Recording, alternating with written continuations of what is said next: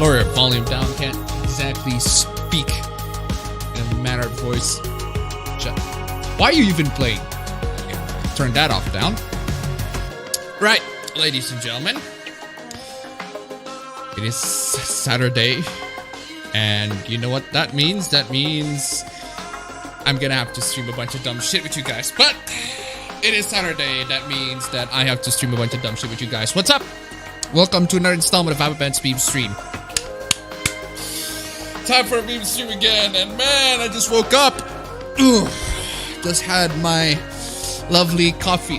Coffee. What do you call it? Not coffee. Hot chocolate. It was a hot chocolate milk. A simple, pure hot chocolate milk. How are you guys doing? Hope you guys are doing very well. What have you guys been playing up to? What have you guys been up to recently in general? What have you been playing? What have you been watching? What have you been reading? What have you been fapping to? Let me know in the chat. We're gonna spend the first 1 hour and 10 minutes with the stream to chat and do all of that fun stuff about chatting, which isn't really, well, depending on your asking, it's kind of fun or not, but actually depending on the person.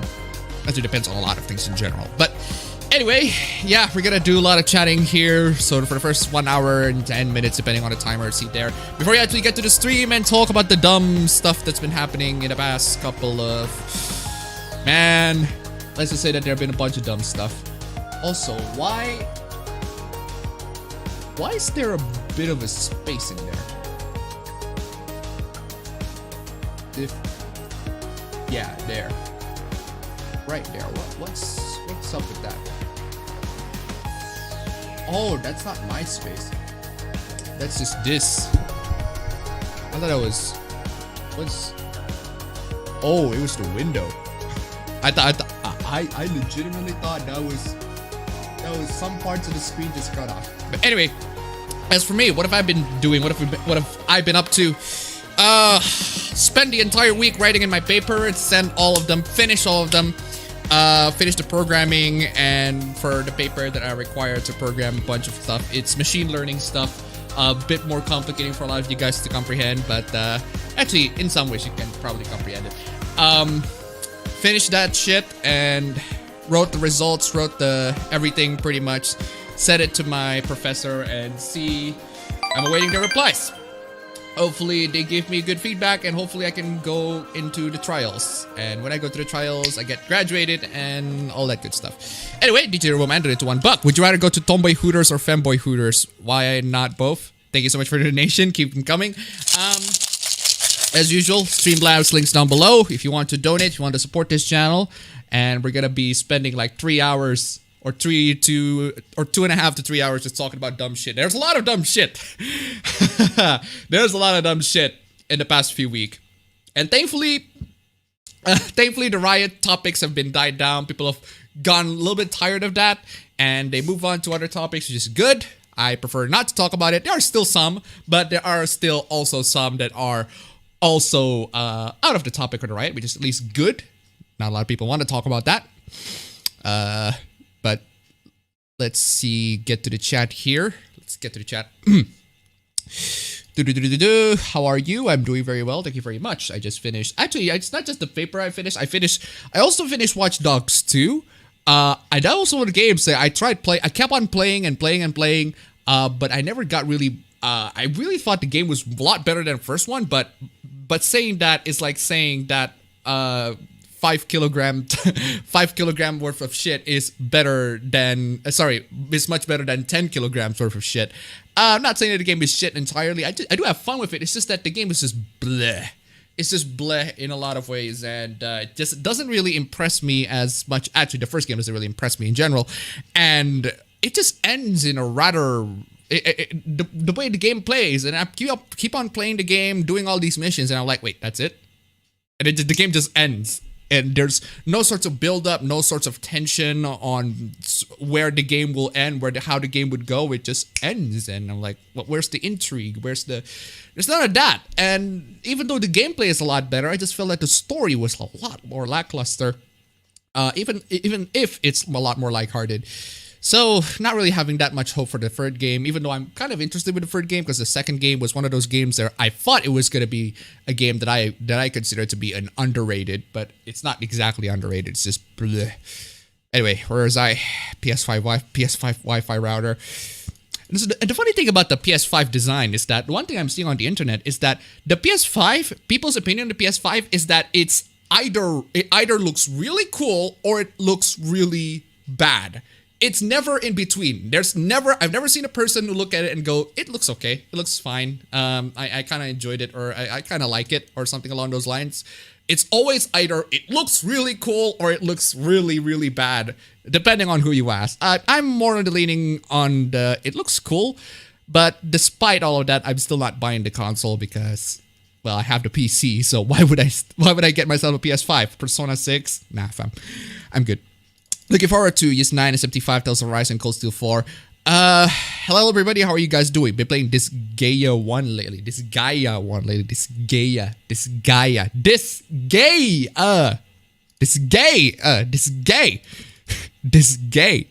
Yeah, and some visual novels here and there, I guess. Eating dinner, wishing finding PS1 bios were easy. It's not that hard. Speaking of visual novels, there's no recent translated release lately aside from Totono.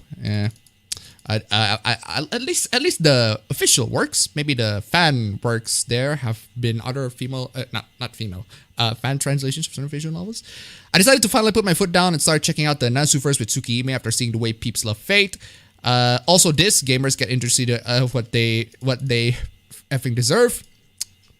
Well, there's apparently a modern version of Fate around on the web. Let me tell you, I can definitely see why people love the entire franchise. Shiki is a cinnamon roll for starters. I'm fairly early to it, but the writing is captivating. You know what? I'm probably gonna spend my time. I've already spent my time on Fate. Might as well spend my time in Tsukihime. They got Joker. We're gonna single mom. When will this world end already? The single mom shoutout should be a red pill to many people, and the good thing Joker was a huge hit. I would rather it end once and for all. Once all loved ones are gone, and the world to Monster Girls takes all Monster Girl fans. Okay. Too loud, Appa. Well, what's too loud? The music? Nah, fam. It's normal volume. After writing essay for English, got a passing grade as a result. I can finally clean my apartment room, clean the kitchen and bathroom for the past 2 days. Piss Poor 5 is a failure. Buy a PC. Neither PS4, Xbox One didn't win. The new ones win. Switch won last gen since portability. Not if they made the first party games which are mature rated. Not if only they made mature first party games which are mature rated.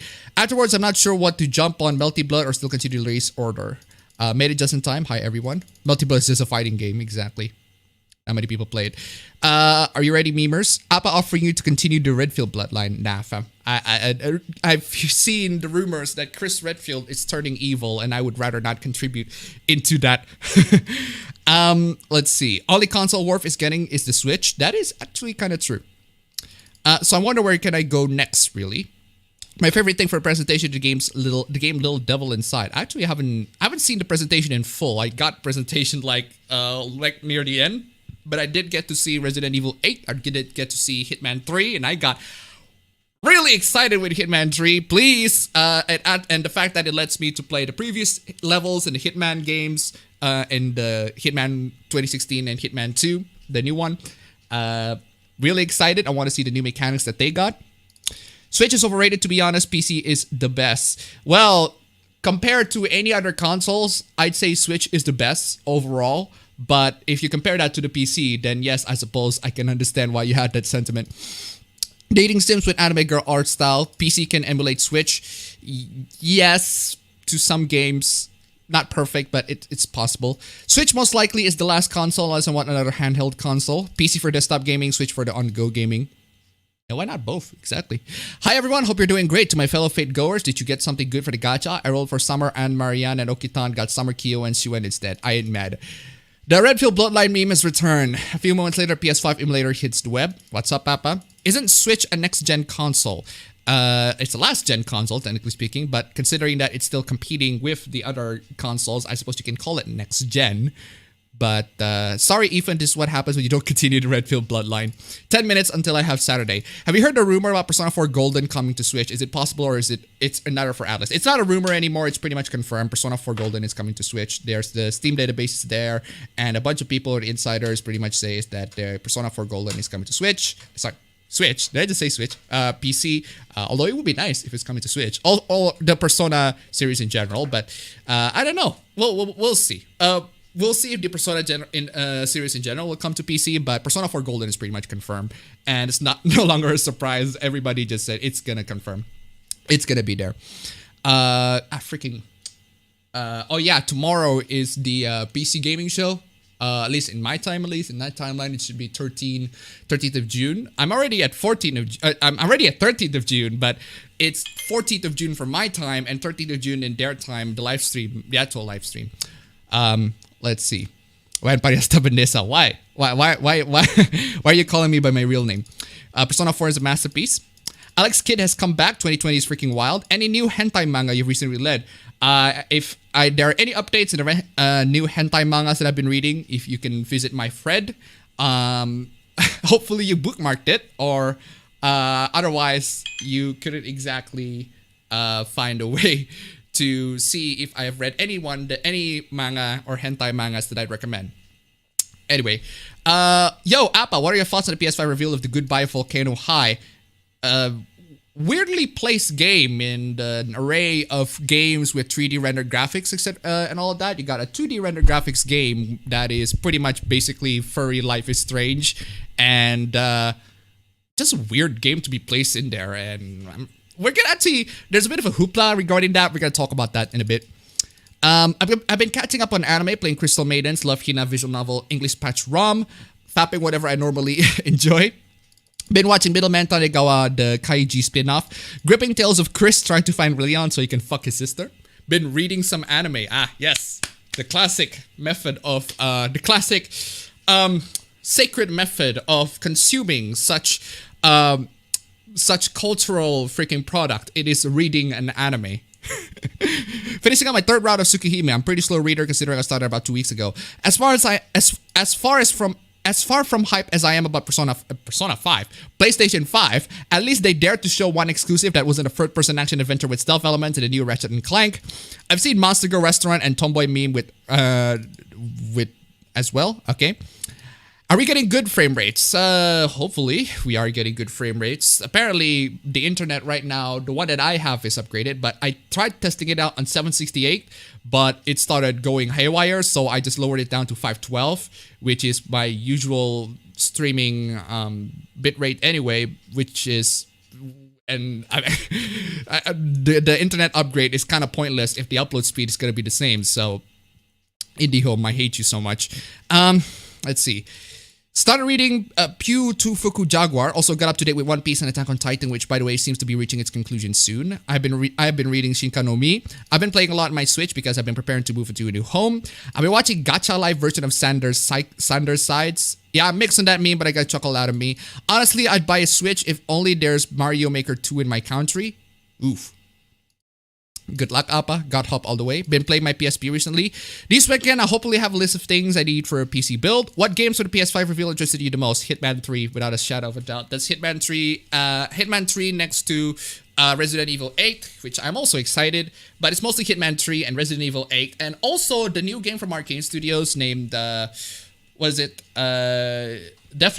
That was the one? That trailer looks pretty cool. I want to play that. Gonna talk about that Batman comic, of course. Well, we'll get to that. I've been hearing a lot of good news this week and people are fighting back. Also, I hope there isn't going to be a lot of cringe. I mean, why are you even on the stream if you're not going to be expecting cringe? There's going to be quite a lot of cringe. So are you saying you're hoping to greet your professor with nothing to report? Seriously. Greetings, professor. Nothing to report. Good luck with your papers. Hello, Appa in chat. Sup, Appa. Sup, fam. Which restaurant would be anime, MILF, and teens? Watch Avatar on Netflix. It's an open world Ubisoft game then, that's the summary. Just finish Phoenix Wright's Justice for All. Oh boy, the final case is totally playing with my emotions. Oh, then you'll get to Trials and Tribulations next. Then shit gets real. Has anyone heard of Dragon Quest Heroes 2? What? I had two dreams about Gilgamesh. In one, there was one of them, he was naked and he put me in Enkita's rag. Does that make me gay for him? I don't know. Do you have an erection? Do you have feelings for him? Greetings, Appa. Do you have a favorite Fire Emblem character? If so, who is it? There's so many Fire Emblem characters and I haven't played all the games, so I couldn't really exactly pick my favorite. So, been watching the movie adaptation of Cyrano de Bergerac, the French one from, I can't read that. The French one from 1990 with de Bedieu. I never thought of a character from a 20th century play would be 19th century. Why did I say 20th? 19th century play would be so relatable. I mean, an ugly and self-conscious guy is so kind-hearted that he helped the girl he loved to get with another she loved without her knowing. Yeah, that totally doesn't sound like anything I would do. Ugh. Looks like a vagina router. It looks bad. PS5 looks kino. Made any progress on JoJo? I'm still on part 5 and no progress because part 5 was just... Actually, no, part 5 is kind of interesting. It's just that I haven't been... didn't have a lot of time to watch it with my brother because both of us are just busy doing our own shit. And aside from part 5, I've been reading part 6 all the way up to when I met the weather guy. That's sorry, not after the first battle with. Sorry, no. It's the battle with the ball, or the catching the ball thingy. That was the one where I read in part 6, and so far part 6 was fine. Not exactly my favorite. Not exactly my favorite at least, but we're read through or exactly not a lot of people's favorite apparently for part 6. And part 5, just don't have a lot of time. I want to watch the anime. Just read the anime with my brother if I have time. So because JoJo's one of those animes where the best way for me to actually enjoy it is if with my brother, because my brother has, he's just gonna fanboy the living crap out of JoJo, and he's just gonna tell me like the trivias, and I find that kind of interesting. I like seeing people just fanboy, just explain what the hell is up with the lore and everything like that, and the trivias and stuff. Anyway, where was I? The cars in Watch Dogs controls like you're driving giant sticks of butter. Which first? Depends on which Watch Dogs. The second one is fine. I like the car controls in the second one, but the first one is definitely pretty trash. Do you read light novels? If so, what would you recommend? I haven't been reading any light novels. That's Sit, there's no big ground to peeps. I beat God Hand, truly fantastic, the only game I love and hate at the same time.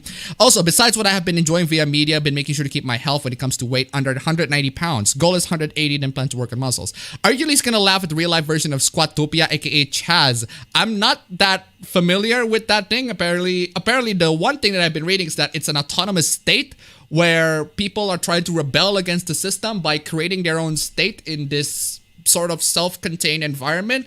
Except the people who run it are just the worst kind of people, are just a bunch of, not the worst as in, okay, maybe behaviorally, I haven't actually checked, but in terms of how they manage a state in general, or manage anything in general, it's terrible. Like, they're supposed to run that state, try to produce food and everything like that, food, shelter to everybody, but every single time either the homeless steal their food, or the homeless come into their shelter and stay there or something, I don't know. And then they try to make this farm and it looks like trash. I mean, I'm not even like that good of a farmer, and even I can plant better than these guys. They use freaking cardboard box to plant freaking plants, and I'm like, what the fuck are y'all doing? But that's the extent that I've heard from it. I haven't heard that much of it. I don't know what's the concept, the idea of it. Apparently it's just an autonomous state or something. I'm not familiar with it. So I do know it's stupid. How do you feel about Joker ending up with a single middle-aged mother with 2 kids in the Harley Quinn cartoon? Really? That's kind of interesting. But I haven't been paying attention to Harley Quinn cartoon, so don't really care. Recently discovered that the King of Cards expansion of Shovel Knight came for Wii U and going through it. The review copies of Last of Us 2 are out and game journals are loving it, of course. Hey Appa, Hitman Absolution is free in GOG in 72 hours. Is it good a game or a pass? If it's free, you might as well get it, because it's free. Game is fine. It's not the worst Hitman, but it's definitely not the best Hitman either. That said, though, we all know what an Idea Factory adapted into Neptunia. We're all gonna go gaga over it. How's it going, man? I'm doing very well. Thank you very much for asking. Hey, Appa in chat. It's obligatory if they want to keep getting review copies. The only thing regarding PS5 I'm interested in are the moment that the many renditions of PS5 Chan. Yeah, there are quite a lot of fan arts ever since the PS5 reveal. There are quite a lot of fan arts and a lot of PS5 Chans. A lot of the memes of PS5. They're converting it to an anime girl. And just the usual stuff. They've been doing that for years. And they're obviously going to be doing that to the PS5 now. That is true. I did manage to try out Zombie Zone, first game on the Oncharbara's Hot Girls Killing Zombie series. Somehow. So yeah, it's possible. Why is Chris posting the best? I just recently posted my Chris posting meme in Twitter. You can go check that one out. Probably not going to upload it to YouTube. I don't know why the last Chris posting that I did got so popular on YouTube. Ansel Troy donated $1. Are you going to get Resident Evil 8 on the PS5? Why not? Why the PS5? Why not PC? It's obviously going to be released on the PC. Or are you going to wait until the game comes to PC? Oh, the game's going to be on PC like in the same time, just like any other Resident Evil games. I don't exactly recall Capcom doing any sorts of exclusives. It's not exactly Resident Evil 4. Anyway, thank you so much for the donation. Keep them coming, ladies and gentlemen. If you want to donate to the stream, Streamlabs links down below, please. Anyway, how would a hentai revenge story written by you look like? You can make it vanilla if you want. There is a doujin. There is a doujin that I recommend in one of my threads about the doujin recommendations. The doujin recommendations. It's about it's about a wife who has been. Well, she's been hanging out with this dude. She's a married woman. She's been hanging out with this other dude. And she's very happy with him and everything like that. They're good friends and everything. The dude clearly likes her, but, well, she's married. So, he respects the boundaries and everything like that. He respects her. But it turns out that her husband is cheating. And, well, that's not exactly a very good thing to see. So, she went back home very sad, and the other guy is trying to comfort her, and she cheats back. And and apparently at the end of the story, they got divorced, and they start hanging out together. So, yeah, turns out that some men are just scumbags. Anyway, where was I? Covering the Batman comic, yes. Lavenza drifted into Death Stranding and Capcom bought the rights to it. Hitman 3 looks great. Appa, did you claim the free copy of Hitman Absolution on GOG? I don't, because I already have Hitman Absolution on Steam, so... yeah, so... Insomniac confirmed that the Miles game is a standalone game. Let alone game. Yeah, it didn't work on the first game. Hello, Appa. I kind of want to do the pterodactyl girl and Triceratops girl from Goodbye Volcano High. 6760 donated to $1. Chaz is basically a shit show of these socialists trying to run a police-free utopia, but everything went downhill quickly when there's already a warlord, the hotel used as a sanctuary immediately got vandalized, and even an alleged murder of a child. Well, I'm not paying attention to the Chaz story, but I'm glad that you get me up to date, honey. Thank you so much for the donation. Keep them coming. Gonna be talking about that one Batman comic. Yes. I rolled five times the 3-star event CE and started grailing my 3-star celery in my depression. Been busy playing GTA Online and just got the Final Fantasy VII Remake after months of waiting. Playing Fate Extra, Fridge Series X versus Wi-Fi Router 5. Fate Extra is lit. I have for the new Ratchet and Clank, but furries are gonna load that poor Lombax girl. They already did. They already are. They're doing it as we speak, so don't even bother trying to counter that. Wake me up when Gravity Rush 3 becomes real. I got spooked by Karna when I pulled my for 13 million summon. Ethan, you must help me find this guy named Leon. He must fuck my sister. My father is a police officer and I will not turn my back on him for his job. Cool. Did anyone watch the Cartoon Central Park on Apple TV? Why? The game gives me heavy Life is Strange feelings, don't dig it. About mangas, I found a good Fate Go Dojin, no hentai, I swear, even though it has Kiara, where Guda enters a high school singularity and has to date a lot of female servants. Top 5 processors of 2020, Ryzen, and Ryzen. Yeah, that's true. That is true, because Ryzen is actually great.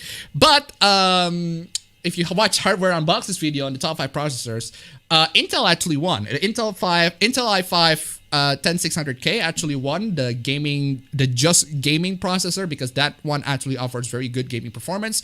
But in general, Intel has always been the 1-2 processor if you just want to play video games. If you also do productivity stuff like video editing and all of that, Ryzen is definitely the processor for you. But if you just do video games, then go for Intel. Is it me or the E3 brought more order in the presentation of games? Now, I don't know how to watch a company have presentation insert day. Do you think it's good or not? Brought more order in the presentation of games. Now, I don't know how to watch company have a presentation insert a day. Do you think it's good or not? Just ask people. Then just go and Google. It's like, hey, what are the live streams of the game announcements or the game live streams or developers live stream, etc. You should find them. It's everywhere on social media. It's on the news. It's pretty much on the news. It's on Google. Just Google it. You should find it. You can get up to date. Just put it on your schedule or something. It's not that hard. But I do think that E3 just kind of makes it a little bit more concise. That being said, it's not that hard to find the schedules. Hey Appa, I may have to leave early as my friends and I are going to throw an after graduation party in Minecraft. Cool. Congratulations. But on the other hand, one angry gamer killed his own credibility. Well, what else is new? Plus, at least there was some gameplay. Rockstar porting GTA 5 again was the funniest part of the conference. Well, of course they did. Will you play the KFC console? So far, the stream looks fine. Yeah. Let's see how Nintendo tops the PS5 presentation. There's a free Hitman game on GOG. Yes, I know. We talk about that. Nintendo will counter that with Wii Fit 3. Also, about the misogynist thing from Sentai's dub of To Love Ru. I let it slide. What Riot was saying was legitimately sexist. I have no idea what you're talking about that one. One Angry Gamer has only been good for one thing. His skits and rage never considered it credible. That whole PS5 event was alright, I guess. Resident Evil 8, Ratchet & Clank, and Demon's Souls got me intrigued, but they're not enough for me to get a PS5. Yeah. Have you seen the absolute feet licking The Last of Us 2 is getting? Yeah, I mean, it's not even surprised anymore, so.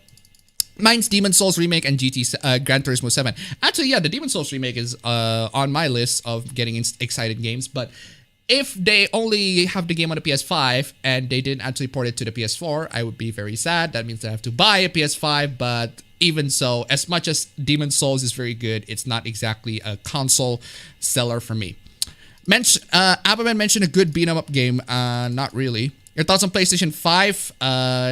Not buying it. I like the design of the console. I want to buy the controller if it's on sale. I want to buy the controller so bad. I want to try it out and see what the PC Master Race can do with the controller, just to make sure that it can actually you can actually run the controller on the PC.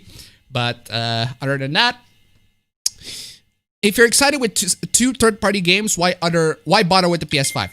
Yeah. I'm going there with the PS5 just for the announcements, and that's it. The developers called Desuba because their accent. Have you seen the journalist Stu versus Billy about SBLM, EGS, and white supremacists? What? Can you make? I can't make sense on that. Play any of the Klonoa games? No. And Kiru is clay, so he's not gay. The Black Lives Matter manga arc faded out to the plot weird since it was the most controversial arc. I have no 3D model for reference and I must create Real 34 art. I have an epiphany to look for Android Unity engine based on game and voila, I found a required model there and ported it to Blender for study. Part 5 is awesome. Who's the best Three Houses girl and why is it Sotis? Three Houses girl? My best Three Houses girl is... it's not Sotis. Actually, Sotis is on my top 5, but Hilda is somewhere there too. DJ Robot and into one buck. Fact: the female ant who can produce who can produce but isn't a queen is called a Gamergate. Seriously. Thank you so much for the donation. Keep them coming. Part 5 is great. Part 7 is the best. Microsoft and Sony seem to have learned from their mistakes, but I'll wait a year for the PS5 and Series X. 2020 Korean roof expansion when? 2020 is not Korean expansion, a Korean roof now. It's apparently Arab roof. I got third-degree cringe seeing Twitter Germany defend The Last of Us 2 with totally unbiased review scores from journalists. I fapped to Mew from Papa Kiki. She's just too good. It's no new generation without Sony getting hacked. In this episode of the Rule 34 saga, Ratchet and Clank now has a femboy character. Godzilla vs. Kong director says that Godzilla vs. Kong fight will be brutal. Well, of course. So I finished rereading Gunsmith Cast. If I ever get Gunstore and a daughter, I want her to be just like Rally. I made it, so basically crossbell. Playing No Man's Sky right now is actually pretty good. Do you watch the Great Overlord DVD? I haven't seen the Great Overlord DVD. Chaz is homophobic, so he's basically cancelled. Nintendo got hacked recently. Yeah, I actually noticed about that. Really need to change your password on that one, guys. I don't fanboy over much beyond Fist of the North Star, Kamen Rider, and Dragon Ball. JoJo Part 7 is on that level, though. Ooh, alright. They ran out of food in 2 days. Peak communism. I just understood they control the steak by making a steak. They can't even produce food. Chaz is a freaking auto scroll. Chaz is a 6-block. Chaz is a 6-block government run by idiots. Oh wait, 6-block government run by idiots. It is basically crossbell. Sadly, Nintendo hack was mostly assets. Yo, Appa, it's my birthday today. Can I get a shout out? Well, good. Happy birthday to you, Millennial Chicken. Wait till the console release, then you judge how good the consoles. Yes, I'm saying this because some people judge the consoles very quickly. Godzilla versus the CCP, who would win? Yo, Guilty Gear Strive just dropped another trailer. This is not a drill. Cool. Newspapers are meant to kill unwanted grass by literally blocking them from sunlight, and apparently if they wet, the grass will drown. What? The Chaz is the bad enemies of the Division, but with not the AI or the game. The Godzilla line Godzilla versus any other kaiju is the real question. Recursive Joseph, next you're gonna say, next you're gonna say, next you're gonna say, next you're gonna say, next you're gonna say, next you're gonna say, next you're gonna say, huh? Any game you look forward to in the Steam summer sale. I only recently bought Crysis 3, but that's because the game was on sale, and apparently the original price for the game is 30 bucks, and I'm like, come on, EA, for 30 bucks for that shit. Nah, fam, I'm good. I'm buying that shit for like 19 bucks when it's on sale. Sorry, 19 or no? Actually, no, it's 19. It's like $9, so might as well just buy it ASAP. It's an autonomous anarcho-communist state where the Antifa are the rulers who use military armaments to control the population, even if they say they are against it. I find the Harley Quinn cartoon quite entertaining, but the relationship drama stuff can be really tedious. Of course, it's just my opinion. Pisses me off every time I hear the words anarcho-communism, these idiots and their illogical ideologies. I'm only excited for Demon's Souls on PS5, but the PS5 itself doesn't interest me. I wouldn't be surprised if in the next 2 days, the autonomous land will be no more. I saw my head off of Resident Evil 4. I'll saw my head off of Resident Evil 4 on the GameCube, Shinji Mikami. I'm a returning character, sorry. NTR no Jutsu. Would you read a visual novel where the good ending is the main character and the character surviving Roof Korea? What? Just finish Kingdom Hearts 3 now to get the other Keyblades, then off to critical mode, and then I'll buy Remine. Actually, speaking of the JRPGs, I need to go and continue my playthrough of Xenoblade Chronicles Definitive Edition and do some, maybe some review of it. That PlayStation Dinosaur High School game was weird. Check out Abandonware games on my Abandonware site. If games are not sold anywhere anymore, my recommendation is Draken Order of Flame, a dragon flying game with dramatic plot. Huh. There's also, I think No One Lives Forever is considered an abandoned game at that point. Abandonware at this point. No One Lives Forever 1 and 2. You can pretty much download it for free and install it. But I have issues with running the game and trying to run it here on my Windows 10 PC. Still trying to fix that. Hi Appa Ben, how are you? I'm doing very well, thank you very much. Hey Appa, what do you think about Ghostwire Tokyo and Deathloop? 2 games published by certain companies. Both of them, I think both of them are published by Bethesda. I think Deathloop looks pretty cool. Even Ghostwire Tokyo also looks pretty cool. Yeah, they look cool, I guess. Was The Last of Us 2 released after all? It will be released in 6 days, apparently. 6 days or 7 days from now. Rise and shine, Mr. Freeman. Rise and shine. That feeling when you play Fate Go for waifus but only get oatmeal servants or fucking Emiya 3 times in a row. What game of the PS5 reveal interests you the most? Hitman 3, Resident Evil 8, Resident Evil Village, and Deathloop, also Ghostwire Tokyo, and somewhere in there, Demon Souls. To start playing Titanfall 2, and it's insanely good. It is insanely good. Titanfall 2 is great. Uncap on Final Fantasy VII Remake. I have said my opinion on Final Fantasy VII Remake a lot of times in my stream, and also I've said it in a video where I said that I am not really interested in the remake because I think the original has that charm that I think the remake just couldn't even capture, that charm of you playing the original and having those really old PS1 aesthetics and graphics that makes you to feel, to imagine the world that it actually is. In other words, to fantasize it in a game called Final Fantasy, where the fantasy is supposed to be the main core component of the game, and you can't exactly fantasize the fantasy if you are playing the game and everything is rendered perfectly and everything. So, yeah, I'd say stick to the original. Last of Us 2 released in June 19th. Wait, Last of Us 2 exists? Is the PC gaming show tomorrow? Yes. Did anyone catch Ikumi Nakamura being Ikumi Nakamura at E3? No. There's no E3. There's no E3, just online announcements. Last of Us 2 is dominating Metacritic. Hey guys, remember GTA? Yeah. GTA 5.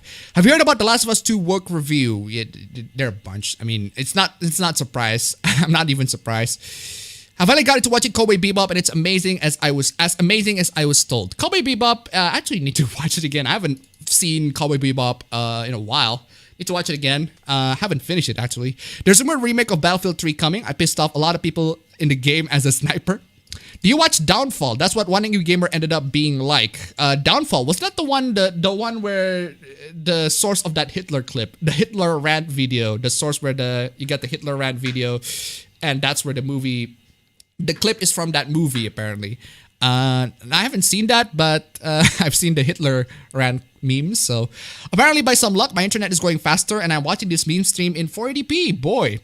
As someone who played the original Demon's Soul, if the remaster keeps the soul tendency, I'm not interested.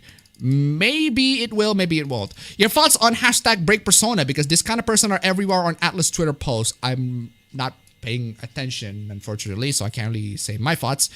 Deathloop on PS5, anyone? I think that's gonna be a time exclusive for the PS5 before it will eventually be released on the PC. When at that point, might as well release it on the PC. Your thoughts on Persona 4 Golden be put on Steam? Cool. Wanna buy it? Marianne, baby. One Angry Gamer and that one journal twatter had a spat on a poll about white supremacy versus Epic Game Store. Hilarity ensued. Oh, I'm missing that. That sounds like a bloodbath. That fun fact needs to move on. I'm gonna try and enjoy my weekend with fun stuff. Also gonna play my favorite games and hopefully do Super Mario stuff. Why do people keep being bothered by that Rule 34 effect exists? No, they're not exactly bothered by the fact that porn of characters exists. They're bothered by the fact that people are freaking fast about it, and I mean really, really fast. They only just recently announced the Ratchet and Clank trailer, and already there are fan arts of the female Lombax.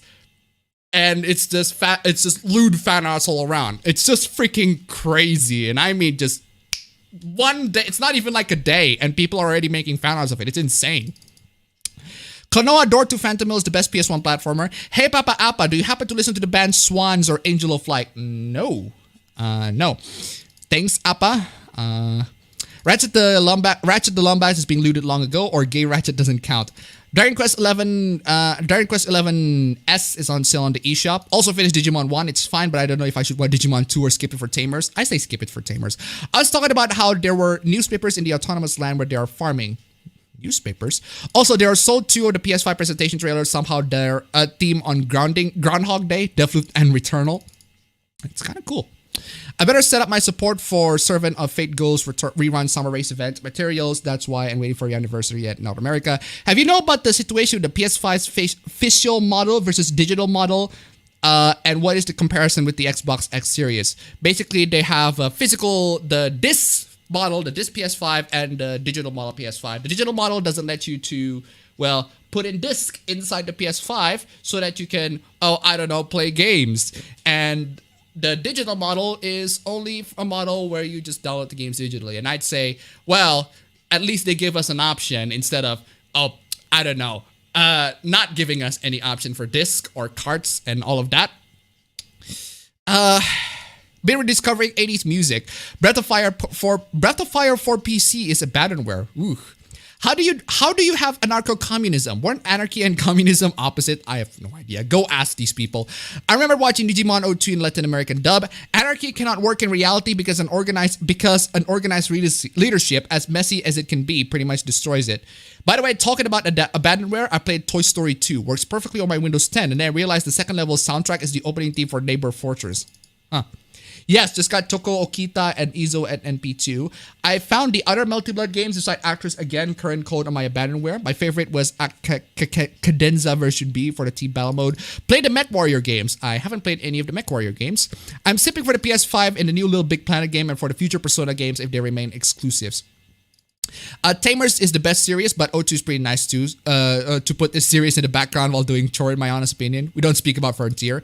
Are you at liberty to discuss J.K. Rowling? I haven't been paying attention to what happened with J.K. Rowling, so Uncap on Teaching Feeling. I'm not too familiar with that game, so no. My favorite game of all time, Transformers Fall of Cybertron, is unavailable digitally because of licensing issues. Thankfully, I own a physical copy. Oof. Video game journalist, I follow absolutely hate Xenoblade Chronicles X and bash it while praising Xeno 2. The story was inferior. I think design, exploration, gameplay, and soundtrack are better in my opinion. Sorry, you're talking about Xeno 2 or Xenoblade Chronicles X on the story was inferior? People should play the game before doing a pretentious review, to be honest. Which is the better South Korean filmmaker, Park Chan-wook or Bong Joon-ho? Why not both? MEMESTREAM. Would you count Final Fantasy VII as a cyberpunk game? That's saying that Final Fantasy VII is a cyberpunk game is like saying that Trails is a cyberpunk game. Kind of, but not really. I guess. Not really. 13 is getting a remake, apparently. Yeah, I saw that. But I wish the remake actually extends on the ending because the ending was disappointing. It just ends. Gameplay was fine, but ending was... I have rule when getting games. I only get the console version of it if it requires a launcher aside from Steam's. I also recently started buying games from GOG. I recently saw a meme where Wall-E, the Xbox Series X, and Eve was PlayStation 5. To run old games, you can use DG Voodoo, which acts like a DirectX emulator for the game. Second option is to install Windows XP, but it's more viable option if you have old PC that was made for XP. Actually, I want to try some VM virtual machines and just want to go to Windows XP and see if I can like relive my Windows XP experience through that virtual machine and see if there are browsers that can still run on actually not Windows XP maybe just Windows 7 because I miss Windows 7. You think Resident Evil Village will finally get the Resident Evil team out of the shadow of Resident Evil 4, or will they stick to having the game loom over their heads to try and top? Considering that the game is gonna stick to the Resident Evil 7 formula, I think it's gonna be just Resident Evil 7. Because the thing is, Capcom always make 3 games, and then it just 3 games. The last one always sucks. Like Resident Evil 1, 2, and 3. 3 was the original 3. Resident Evil 3 Nemesis was fine, but it feels like an expansion pack for the second game, which it kind of is. But actually, it is. It was originally designed as an expansion pack, but it was turned into a full game. And then Resident Evil 4, 5, and 6. 5 was fine, depending on who you ask. I thought 5 was pretty fun. 6 was just... people trashing 6. I like the story of 6, but the gameplay does make me nauseous. Really don't like 6 in terms of the gameplay, but the co-op is at least fun, and the story was, for me at least, the way they do the parallel storyline is pretty cool. But I wish they do that in Resident Evil 2, but they didn't. The 2 remake, but they didn't actually do that in Resident Evil 2 remake, which is kind of disappointing. But there's that. And then you got Resident Evil 7, and then you got Resident Evil 2 Remake, and then you got Resident Evil 3 Remake, which not a lot of people really like. So, following that pattern, I think we're gonna see Resident Evil 8 to be the one where people gonna go, oh my god, it's actually pretty good. But apparently it's a lot more action-packed and a lot less horror compared to 7 at least, but, and also it's a lot gorier compared to 7. We'll see. We'll see. But we'll see. We'll just see in general. 5 years later, and I still think Mad Max Fury Road is a moderate masterpiece of action adventure. It's the kind of film that dares its audience to never blink during a single scene. Yeah, it's pretty good. I like Mad Max Fury Road. As long as Epic doesn't release another Unreal Tournament, or I would accept just Jackrabbit, they are white supremacists. Playing Metal Gear Rising Revengeance, now I can't stop listening to Rules of Nature because Raiden keeps breaking them. Appa, do you watch Mandalore Gaming? His review of Limbo of the Lost was great. I haven't seen. I don't watch Mandalore Gaming. Will you stream Last of Us 2? No. After what Sony did to me, after what Naughty Dog did to me, after what Sony did to me, I'm not buying any of their shit. Sorry. Anarchy only works as an individual ideology that supports the community, or not the other way around. Theory: female Lombax is actually an alternate reality. Ratchet Rift Apart is gonna fall into the Spider-Verse. Digimon Tamers is the best Digimon anime, and I love all of it. Metal Gear Rising soundtrack is absolutely one of the best soundtrack there is. The promotional image of the PS5 made it look like a shampoo commercial. I love watching Switch fans screaming shit because Persona 4 will be released on Steam. Why Switch fans? Because they don't have a PC. What style do you like the most? The minimalist, white, or PS5 for the traditional Xbox? Minimalist. I wouldn't say the PS5 is minimalist.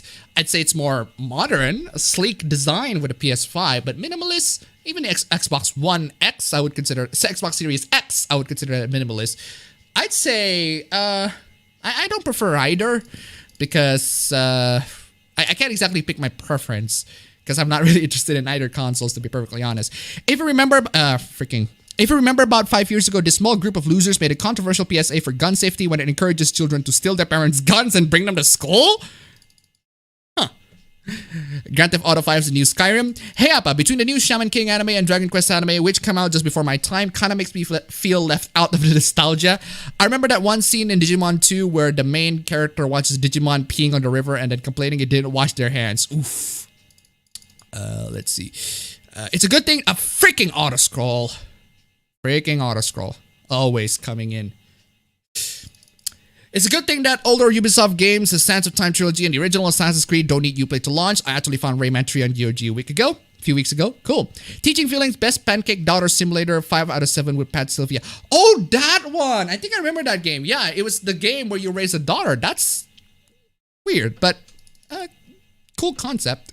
Waifu mods make the best Digimons. Also, yeah, the online's cool. Calling the cops for having a BP rifle mounted on the wall is effing stupid. Digimon World 3 is the poster boy for why censorship is cancer. I'm not too familiar with that. So, I was talking about X's story being inferior to Xenoblade 2, but many things were better than in 2. Oh. Alright.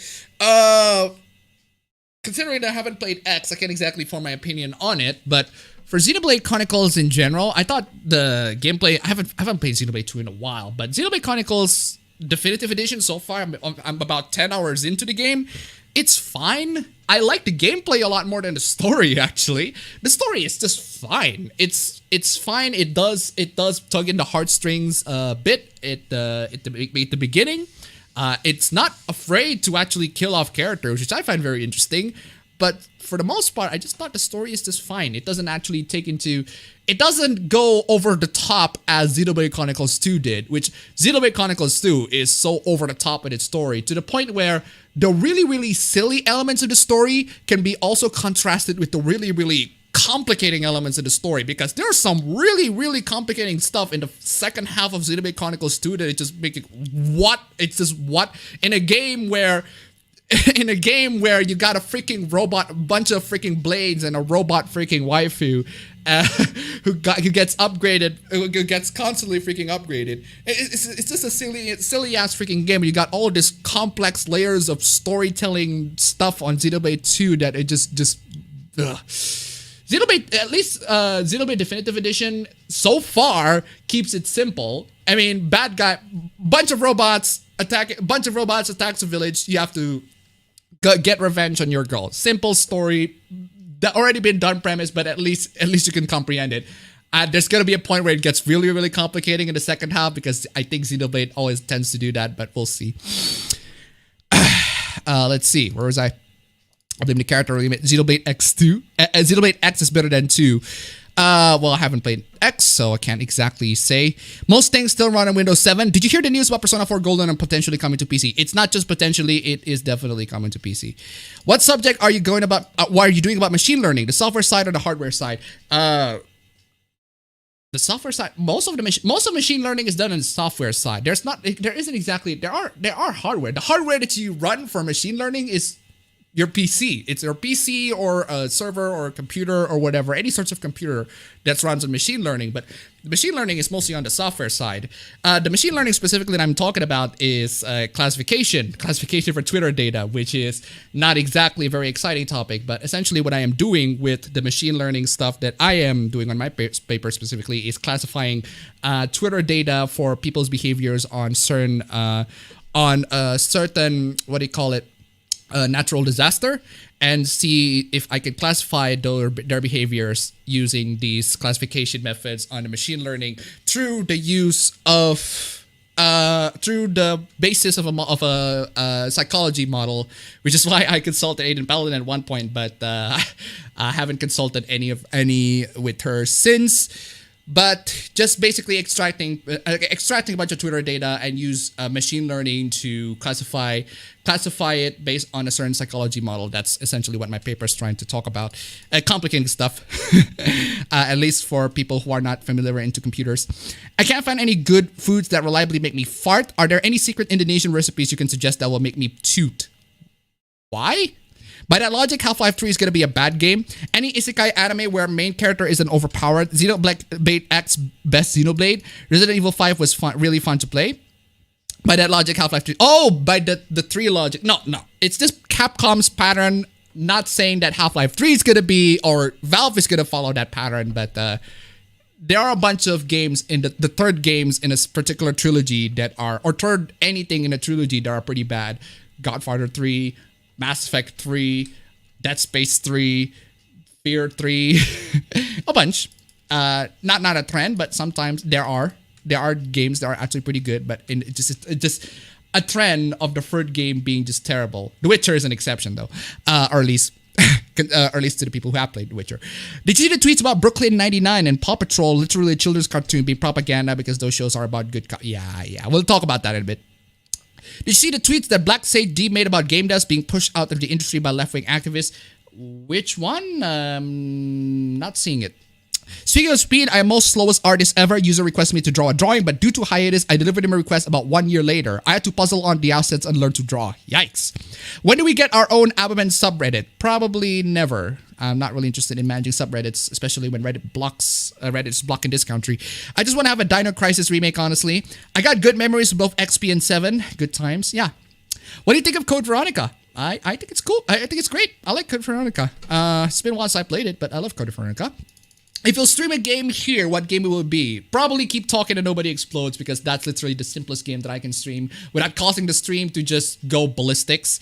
Actually, speaking of Keep Talking Nobody Explodes, I made a cheat software. I literally, that's a game. There's a mini game in Keep Talking and Nobody Explodes where you have to find words. Yeah, you have to find a specific word in like these. There's a character, there's 5 characters slots.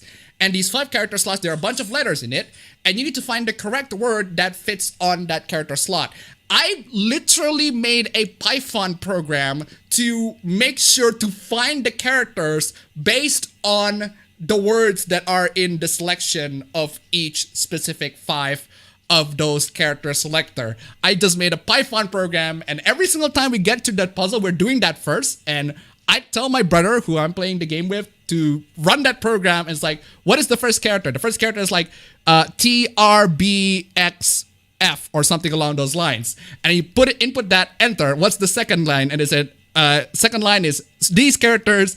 And then the machine basically do the guessing for that. And fucking hell, I just fucking love the fact that I can just use my programming knowledge to cheat on that game. But yeah, that was fun. If I would make an RPG Maker game for you, would you play it? Maybe, maybe not. Thoughts on Spider-Man? Which Spider-Man? There are many Spider-Mans. Rag is currently playing Cyber Sleuths, but I completely forgot about Survive. I wonder if that will come out this year. What did Sony do to appabend? Oh, I assume you haven't been paying attention to what has been going on with my channel in general in regards to Sony and Naughty Dog. You might notice that there are 2 less meme streams on this channel, and that's because Sony and Naughty Dog decided to copy strike me because I dare to have a stream where I have the screenshot of the leaked footage of Last of Us 2. It's not even like it's just a meme screenshot and a very edited screenshot, but I still get a strike anyway, and the strike got removed and I was able to stream. So as for what Sony did, that's mostly Naughty Dog. As for what Sony did, see my videos on Sony. I've done a lot of videos on Sony. Those critic reviews for Last of Us Part 2 just scream shill. I mean, what else is new? So what about Resident Evil Code Veronica? Yeah, what about it? I like it. Do you think PS5's gonna flop? Nah, come on. That's nah. I saw that anti-gun ad in YMS Cool Cat. That was cringe. Oof. What's the most meh-ist, blandest game franchise you ever played? So far, Watch Dogs. Watch Dogs is just bleh, both of the games. And I think the third game is going to be just as equally bleh. But yeah, we'll see. I'm playing the first Assassin's Creed, lol. It's funny and depressing how Resident Evil keeps getting games and Silent Hill is technically dead. It is dead. So I think Tamer is also the best season. I personally find Digimon Frontier to be underrated. Ooh. Have you played the Xenosaga games or Xenogears? I haven't played the Xenosaga games or the Xenogears. What do you think about the Dino Fury game, Volcano High and PS5? We'll get to that in a bit. Now it's rain time. Sup fam, what did I miss? I was streaming and I'm pretty sure an hour of which was stalling, so I missed the first hour. I'm getting back to Kenshi and Rimworld game I stopped playing but love. Hopefully I need reasons to play it. I will pass on the new Digimon anime because I know one thing, Leomon will die and I'm fed up with it. I hate myself and I picked such a character to be my favorite. There's just a punching bag. Would there be any ratios? I don't know. Maybe we'll see. Don't expect ratios too much because Twitter especially has this feature, well, they don't let you reply at all. So I hope the meme stream is a great one. I just went to a bad family issue. Oh, jeez. Sorry about that. Persona and PC took them long enough. Yeah. You haven't been paying attention with the news lately, I assume. Twitter is a natural disaster. The only PS5 game I was excited for were Ratchet and Clank, Sackboy, Oddworld, Bugnax, Kenna, and Solar Ash. Cool. So you're building Skynet. Possibly. Live 2D avatar VTuber appabend when? Maybe not. Maybe in the future. Maybe not. DMC3 was really good. Valve's gimmick is that they can't count to 3. Hello 3 was neat. Have you tried using a classification system based on the profile of the users or the use of the hashtags on the trending tab? No, I'm using the classification based on the tweets that they talk about because I can't exactly classify behaviors based on the characters that they make or the hashtags that they make. Although hashtags do manage to determine the topic that they're trying to talk about, it's mostly the text that they are trying to... It's mostly the text that they're trying to say that actually determines the behavior of those Twitter users. So I can't exactly determine them based on a profile, although it is possible for you to create a classifier where you essentially determine it based on a certain characteristics or a certain attribute of those objects that you're trying to classify. So you can use it to classify based on the text, or you can use it to classify based on the characters in itself. Or what you can do is just add the text itself into add the characters' names or the profiles into the text itself and use that as a classifier. Essentially, yeah. Afternoon Appa, me and my bro would just watch Relo of the Resurrection. It was both fan service of the Echo and action. It was awesome. Crisis 3 is another example. Actually, yeah, Crisis 3 is also another example. Crisis 3 was meh. It's just not exactly, it's not as punching as, it's not as effectively, it's not as good as Crisis 2. I love Crisis 2 so much. It's great first-person shooter game. And Crisis 3 just fell flat. Your thoughts on Ghost of Tsushima? Probably not gonna be buying it. Wait until the PC version comes out, which it probably will. I just pretend appabend's Twitter feed is our subreddit. Maybe. Yay, Python. Gate has a not overpowered isekai main protagonist. In ReZero, protagonist can only save scum, so has to use strategy. Do you want to be the first Indonesian colonizer on American soil? Just go to Seattle with a gun. What? Big brain Appa time. Konosuba Aqua may be useless, but there's one thing she's not useless at. And what is that? That's next level cheating, exactly. You not only cheat the game, but you cheated yourself. Spider-Man 2099 is better than all other Spider-Man. Okay. Thoughts on It's a Gundam? It's a Gundam is fine. I like his content. I occasionally watch his content and actually chat We actually chat a while ago with Fritanga, but ever since then, we haven't chatted in a while. I actually haven't chatted with Fritanga as well in a while. So someone should make an MMORPG with built-in feature to create dedicated server by users, so such MMOs would never die. Serpedian and Batman Beyond. Pretty cool. Pretty cool. I like the cartoon. It's been a while to watch the cartoon. I actually need to grab the cartoon, the animated series, and the cartoon in general. I need to rewatch all of them because I love Batman and everything like that. Cartoon's great. Love it. How could you do that? You cheated not only the game, but yourself. Still remember that some guy got copyright strikes for no reason by Sony, most likely Naughty Dog. Imagine if humanity can live in a moon like the Pragmata trailer, the PS5 presentation. Pragmata looks like Death Stranding. Death Stranding light, and I kind of like that. I wanna see what they're doing with that, Capcom. PS5 will sell great either way. What the hell is Watch Dogs? Watch Dogs is the sandbox game developed by Ubisoft, a sandbox game series developed by Ubisoft. It consists of Watch Dogs 1, the first Watch Dogs, and it consists of another game, Watch Dogs 2. The third game, Watch Dogs Legion, is apparently upcoming, and it's going to be released on the next-gen consoles, the PC, on all of the platforms that Ubisoft tends to put their games on. And it's just meh in general. I've played both games. Really excited for the first game. Really excited for the capabilities of next gen, but it was really disappointing. And the PC port of Watch Dogs 1 is notoriously terrible. And yeah, it's trash. For Silent Hill. Stream is dying on my end. Please do refresh. Tell me your list of guilty pleasure games. I'd say Resident Evil 5 is definitely on my list of guilty pleasure games. Also, I suppose Saints Row 3 counts in there too, because people don't like Saints Row 3 as much as Saints Row 2, which I totally understand. But that being said, Saints Row 3 is still fun, and the remaster is pretty good. Plan on watching Danmachi Season 3. Twitter feature can't handle criticism bar. In the PlayStation reveal, did you see Fortnite but with cars? I think I saw that. Not really interested with that one. For me, Digimon went downhill after Savers, but the games are still great. If they ever got released on consoles, I own or PC. Depends on which games you're talking about, though, because there are already a bunch of Digimon games released on the consoles and the PC, so. I realized today that you look like an American YouTuber named Oki's Weird Stories. Okay. I'm thinking that because the Pragmata trailer shows the city in the Earth's moon. How do you do, mate though? Any opinions on the maybe upcoming Shantae animated series? I'm not paying attention to that. Would you like Persona 5 Arena before SMT5 gets released or after? Persona 5 Arena, what game would that be? I stopped watching Digimon After Frontier. The best season is Tamers, hands down. Still waiting for SMT5. Exactly. Yeah, everybody's waiting for SMT5. I need some SMT5 news. There's a Shantae series coming. Why am I the last one to find out about this? Crisis 3 was so short, I'm half convinced it was originally a DLC for Crisis 2. Actually, yeah, that is true. It kind of is like a DLC for Crisis 2. Also, I'm kind of pissed on the fact that Prophet just overrides Alcatraz's body, which is kind of... Why? I mean, Prophet is dead in Crisis 2. Just make him stay dead. But apparently, because Alcatraz is a silent protagonist and the game is just boring without Alcatraz, boring with Alcatraz, they have to introduce Prophet, which is less of a protagonist and more of a whiny, oh my god, the aliens are coming, etc., etc.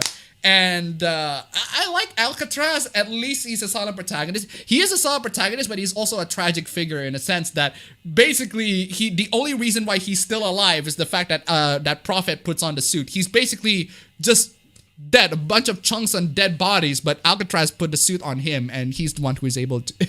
That's the only reason why he's still alive. So he is an unstoppable power, but he's also a tragic figure. I kind of like that element to it, but Prophet overriding his body just kind of removes all of that. So. The very first Borderlands is bland as fuck, and Borderlands 3 avoided that by being trash story-wise and awesome gameplay-wise. I'm not interested in the Pragmata game, but I'm interested in the premise of that game. You can't call it cheating if you use actual outside-the-box skills to beat the game. You know what? That's fair enough, I guess. To be fair, if you can cheat yourself, you would all max your stats and put infinite money on your inventory. Well, yes, but the question is, what would you use with that money, though? Because the thing is, I don't know, there's this very interesting sentiment going on in social media that a lot of the world's problems are going to be solved by the billionaires or the millionaires or the trillionaires in the world, if they even exist, giving out money to random people who actually needs it. Well, here are the questions first. So first off, we need to ask our question, are the people who are poor, are actually going to use that money to actually better themselves. Because here's the thing, there are poor people who are going to use that money and spend them all on, say, drugs, and spend them all on, say, gambling, etc. They're just going to be wasting that money, and they're going to pretty much, considering that you're going to be giving them all out your money every single month, they're going to be living on welfare, and they're not going to be doing anything to society. They're just going to be living off of your money. So what do you think the good will come by just giving them out money? Now, there are going to be definitely people who are using that money and utilizing it to actually better themselves. But the thing is, as the saying goes, you feed a man a fish and he'll eat it. You teach a man to fish and he'll learn how to fish by himself. So I forgot how the saying goes, but you get my point.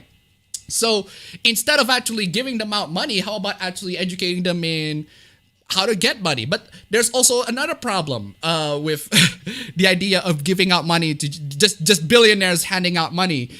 Because you need to be under the assumption that all the poor people are saints, which, well, I'm sure that there are a bunch of poor people out there, and I know poor people out there who are actually genuine and trying to live off of their life the best that they could, but they're human beings.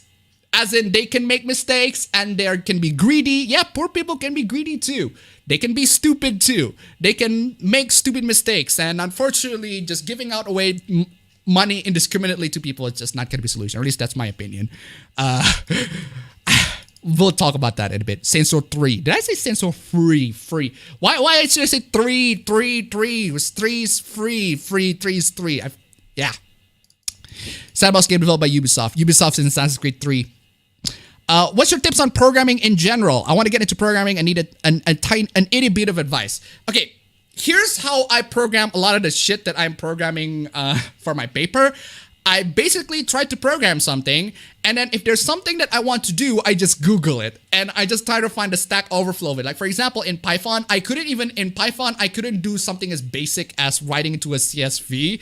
I have to like Google it. I have to constantly remind myself, how do you actually write shit on write a freaking data to a CSV file. So every single time I want to do that, I have to like Google it. So it's basically just a case of, well, if you want to do something, just Google it. If you want to do something specific, just Google it. Just constantly Google. But you can do it in practice. But a lot of the times, programming is a case of logic. Let's just say you want to do something in a program, you just need to Google how are you going to do that, and try to learn how the programming code works. Because in the most like basic form, it's a language, and you have to understand language. You have to understand how it works, and it's not gonna be that easy. But I'd say practice and also do a lot of Google food. That's my advice. What's your opinion about the game What's your opinion about the game made by the Hyperlight Drifter team? Which game? I just want all the vanilla game on PC. In Mega Man X6, cheating is justified. Do you have guilty pleasure hentai tags? I'd say Shotokan. That's my guilty pleasure. What would you consider the most cringe Indonesian film, and can we download it? Oh yes, you can download the cringe Indonesian film. It's called Dilan 1990. That for me is just cringe fest. I'm probably gonna do a review on that because it's such cringe fest, and people love that film. And I'm like, that film's trash, dog. Saints Row 3 is the best of the franchise for me. They cranked up the crazy stuff up to 11 while still being an awesome sandbox game. The one thing I don't like about Saints Row 3 is the fact that they did crank a lot of the crazy stuff, but the craziness feels normal in comparison to Saints Row 2, where Saints Row 2 at least has that gritty tone realism on it, but Saints Row 3 just balls to the walls crazy, while Saints Row 2 still somewhat keeps it grounded. And the other one that I don't like about Saints Row 3 is the fact that the customization options are a lot less compared to Saints Row 2. Actually, Saints Row 2 just needs to be remastered in general. Please remaster Saints Row 2. When you're cleaning your head with a vibra cloth, you look like that meme. That time you spend more on character customization rather than story missions in Saints Row 3. Saints Row 2's customization is, in my opinion, a lot better, but 3 is fine. But they do remove a lot of the elements that I like. Do you see my comments? Which comments? I would be surprised if the executives or Atlas are like, screw SMT5, Persona still sells. Now work on Persona 5 Racing. You give Mouse a cookie, he does a thing. Give a man a fish, feed him for a day. Teach a man to fish, feed him for his life. Give a man potato chip, he'll eat it. The saying goes, you give a man a fish, he will have food for a day. You give a fugu, he will have enough for the rest of our life. Honestly, Persona 5 racing sounds lit. It's time to make useless things into currency. Threes free 350. Yo guys, free freeze. I originally meant infinity money for our own selfish desires, but hearing about the philosophically of giving away money is also nice. But the thing is, I do want to hear about the philosophy of giving, having the ability to have infinite money in general. So let's just say that we have, if everybody have infinity money, then nothing is valuable. Like, think about it. Like, if money is infinity, think about anything else in life that is infinity. Our snot is infinity. Our freaking saliva is infinity. Well, technically speaking, it is. Technically speaking, it's infinity. But what's good is a saliva for if it's just infinity? And the same can go for money. If money is infinity and everybody has the ability of cheating life with infinity money, then what is the value of people? There's going to be something else that people use as a currency, and people are going to demand that to be infinity, but then doing so would make them worthless as well. So there's a bit of a conundrum. There's a bit of a conundrum there. Once you make money infinity, what's worth they're going to be? We're going to use caps now, like in Fallout? So anyway, where was I? Persona Kart Racer is great as long as they include Persona 2 Joker and let it poses people. That's the ultimate kart racing troll. 3 houses and Cold Steel free. Do you play Command & Conquer? It's already remastered out now. I do play Command & Conquer a while ago, but I haven't been playing it in a while. And yeah, I know about the remaster. I won a copy of Saints Row 2 by racing my cousins and getting first place. Cool. Saints Row 2 code was lost for a while. Apparently was found last year. They're working on proper PC port. Yeah, that's cool. Does anyone know if Saints Row 3 Master still has that glitch that allows you to customize and upgrade special vehicles? I'm really cool. If you give it a fish, you are paying too much because sushi is expensive. The Saints Row team was found a source code for Saints Row 2, so hopefully there's going to be a remaster. And then I remember economic inflation is still a thing. If money was infinite, we would use something else as currency. Exactly. Stupidity is infinity. Cough, Animal Crossing, cough. Come currency. Johnny's bug bite fetish is infinity. 4 minutes left until meme stream. We'll just use bottle caps instead. Infinite coom. Something is precious because it is limited. Exactly. If everybody gets the ability to infinite money, let's just say that money is infinity, right? Let's say that you're an artist, right? You're an artist, you develop a bunch of things, you make a bunch of things, you make a lot of very cool artworks, etc. And then somebody tries to commission you, I'm gonna pay you a certain amount of money. The problem is, considering money is infinity, so you might as well say, I'm gonna pay you with my spit and, and be done with it. Considering that everybody has the resource for spit, then I would say, I'm gonna pay you with my spit. I'm gonna spit on your face just to just to pay for your artwork. Would you actually do it? I'd say probably not. You're gonna try to find something that actually worth your while. Maybe try to trade that with a video game or something like that. Because at least video game copies are infinity. Video game copies are well, technically speaking, they are infinity, but you can only own them if you actually buy them, if you purchase them with a certain currency or a certain money. Whatever money that you're using in your freaking nation or country. Anyway, where was I? How do Aquaman use the bathroom underwater without swimming through his own poop? Homer Simpson's donut is infinity. Bells are worthless because everyone got infinite money from exploits. Now the only worthwhile currency is Nook Miles ticket. We'll just use Appa school uniform as currency. Is this economy or philosophy talk? I don't know. Maybe either. I have no idea on either. So I'm just talking based on my own personal observation.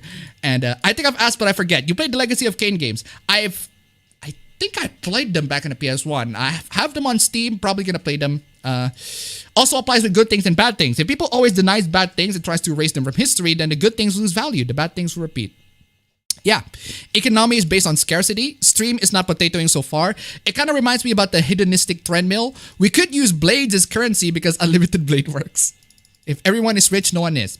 Are you into straight Shota or Shota? Straight Shota. Actually, in some ways, kind of both. Depends. Data scarcity makes it more valuable, but it denies the data's worth in its feature to be copied endlessly. Sex would become a currency. Bring back barter system. When you talk about greed, we pay in our blood. Blood banks are a thing, aren't they? You would get Venezuela, where they have bags made out of money because it is worthless there. Oh god, infinite coom. I swear the word's gonna be like those hentais where the guy or futa has bucket loads of jizz with average sized nuts. Seattle is already on the way into a glorious, moneyless future. If we're living in a post-scarcity world, currency is probably going to be seized. Then pay with your blood. I come to the stream and you're talking about spitting in people's faces currency. Yeah, we were discussing about money, the worth of money if people have the ability to spawn infinite number of money. If people have the ability to spawn an infinite number of money, then money is gonna be worthless. You might as well spit to their face. It would make just that much of a difference. Because again, if money spit is infinity, technically speaking, then money is also infinity. Money is about worth as much as well as a spit. So if you're gonna be an artist, or if you're gonna do something, if you're gonna make a product and people want to purchase your product, they're gonna have to use any other things as an exchange. And by the time they use that thing as an exchange, they're gonna demand that to be infinity, and we're gonna be in this freaking cycle where every new currency that exists, it's gonna be, hey, can you please make that infinity or something along those lines. Virginity will be the new currency. Appabend likes soda because he is one. I'll buy three water with 3 virgins, please. Porn will be his currency. Why transmuting gold is banned in FMA. Blood for money. Everyone grab one virginity protection. Yes. I know. Yes, I know. It's time for the meme stream. Jeez, I want to read some of the chat. Oh, by the way, ladies and gentlemen, I forgot to mention. Please, donation links right down below in the chat. Streamlabs, you want to support the stream? Links right down below. I haven't got a donation in a while, so please. Donate to the stream and support this channel. We're gonna do we're gonna see a bunch of stupid shit on the stream. Ooh, just as I was saying, Rhyme could have donated $5. Here's $5, you filthy EFOD. Now shame me for not giving you more. Thank you so much for the donation. Keep them coming. Ladies and gentlemen, it is time for the meme stream, and you know what that means? That means it's intro. The intro is gonna be actually, why did I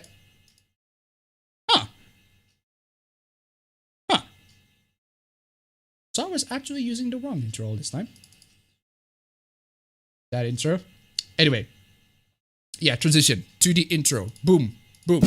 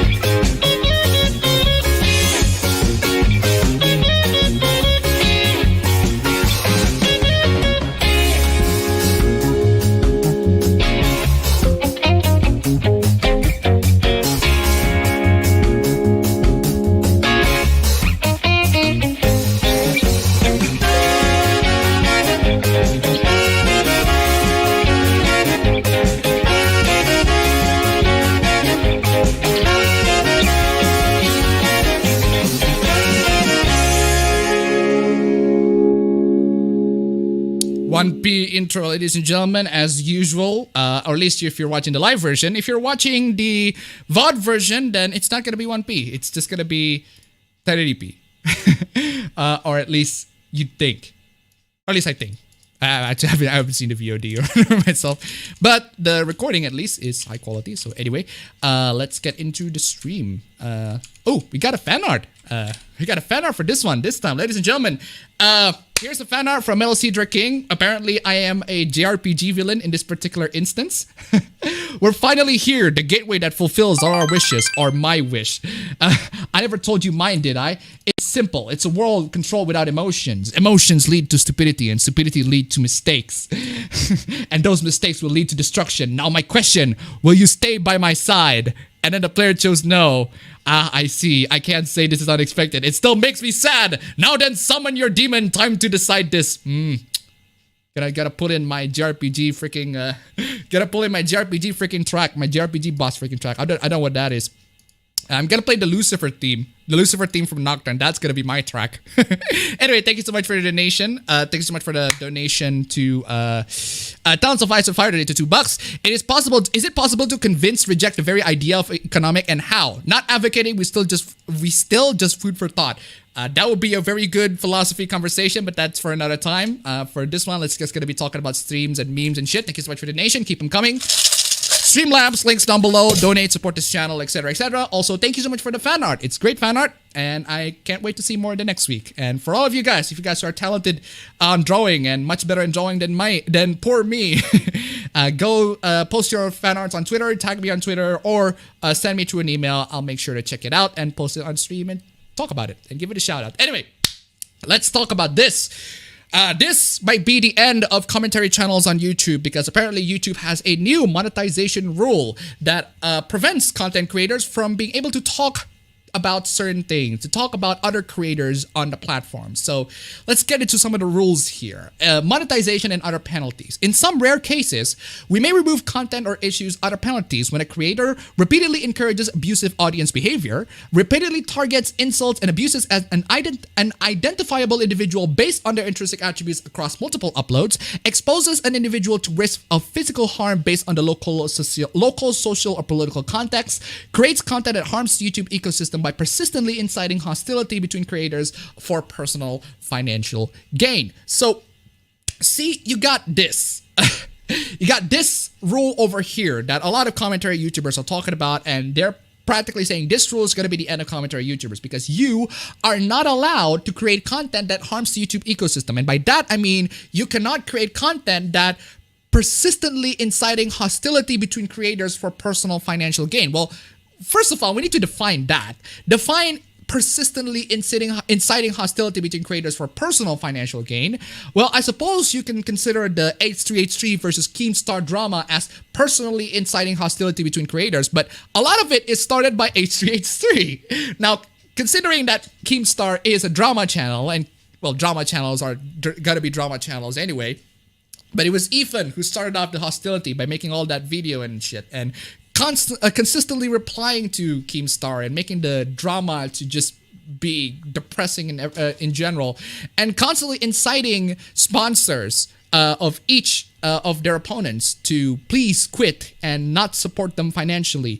And it has successful on both ends to the point where it has set a bad precedence to YouTube in general, where content creators, especially content creators that have influence, can have people who are can have their influence and use them to convince their followers or their subscribers to incite harm to other content creators. Now, considering that this is a stream, I believe that all of you guys are smart enough to please do not incite harassment to everybody that I show on the stream. Except if they're base. If say they're base, maybe go to their Twitter and say you are absolutely base, give them support. I want to spread more love and positivity to the social media platform instead of negativity and all of that. Instead of attacking the people who are dumb, praise the people who are actually based, because there are a bunch of people on the stream, especially in the past, who are actually based. Might as well give them a say hi and say thank you. You are absolutely based, etc., etc. But yeah, this is going to be a very bad precedence to a lot of commentary YouTubers because they're not allowed to make videos, criticism of videos of certain content creators, especially if it's like, for example, if you make videos of the one content creator that a lot of commentary YouTubers make videos constantly with Susie Liu, because she constantly screws up, she constantly copy strikes people for her videos talking about her, etc., etc. And that's why a lot of content creators are talking about her. And in a lot of cases, the reason why these content creators make videos about her is because she's the one who's screwing up. But YouTube don't see it that way. YouTube sees it as, well, you are making a video about this content creator and consistently harass her, even though a lot of the videos are criticizing her. A lot of videos are criticizing her behavior, and she doesn't even try to improve what based on the criticism that people have, or at least on YouTube's base. That she doesn't actually, she still repeats the same mistakes that she's been doing, but or at least the last time I heard. I haven't paid attention that much, but the point is, if you have a certain content creator that you want to criticize, you cannot constantly make videos of them. You cannot make like 5 to 10 videos of them. And if you consistently make videos of them, it can be determined as harassment because you are consistently making videos of them. Even if they constantly screw up, even if they, for example, if there's this content creator, there's a content creator who makes a video who screws up something, and then you make a video talking about, oh, this person screwed up. And then you make another video, and then this person screws up, and then you make another video. It just constantly repeats on. YouTube doesn't like that. And here are a couple of the examples.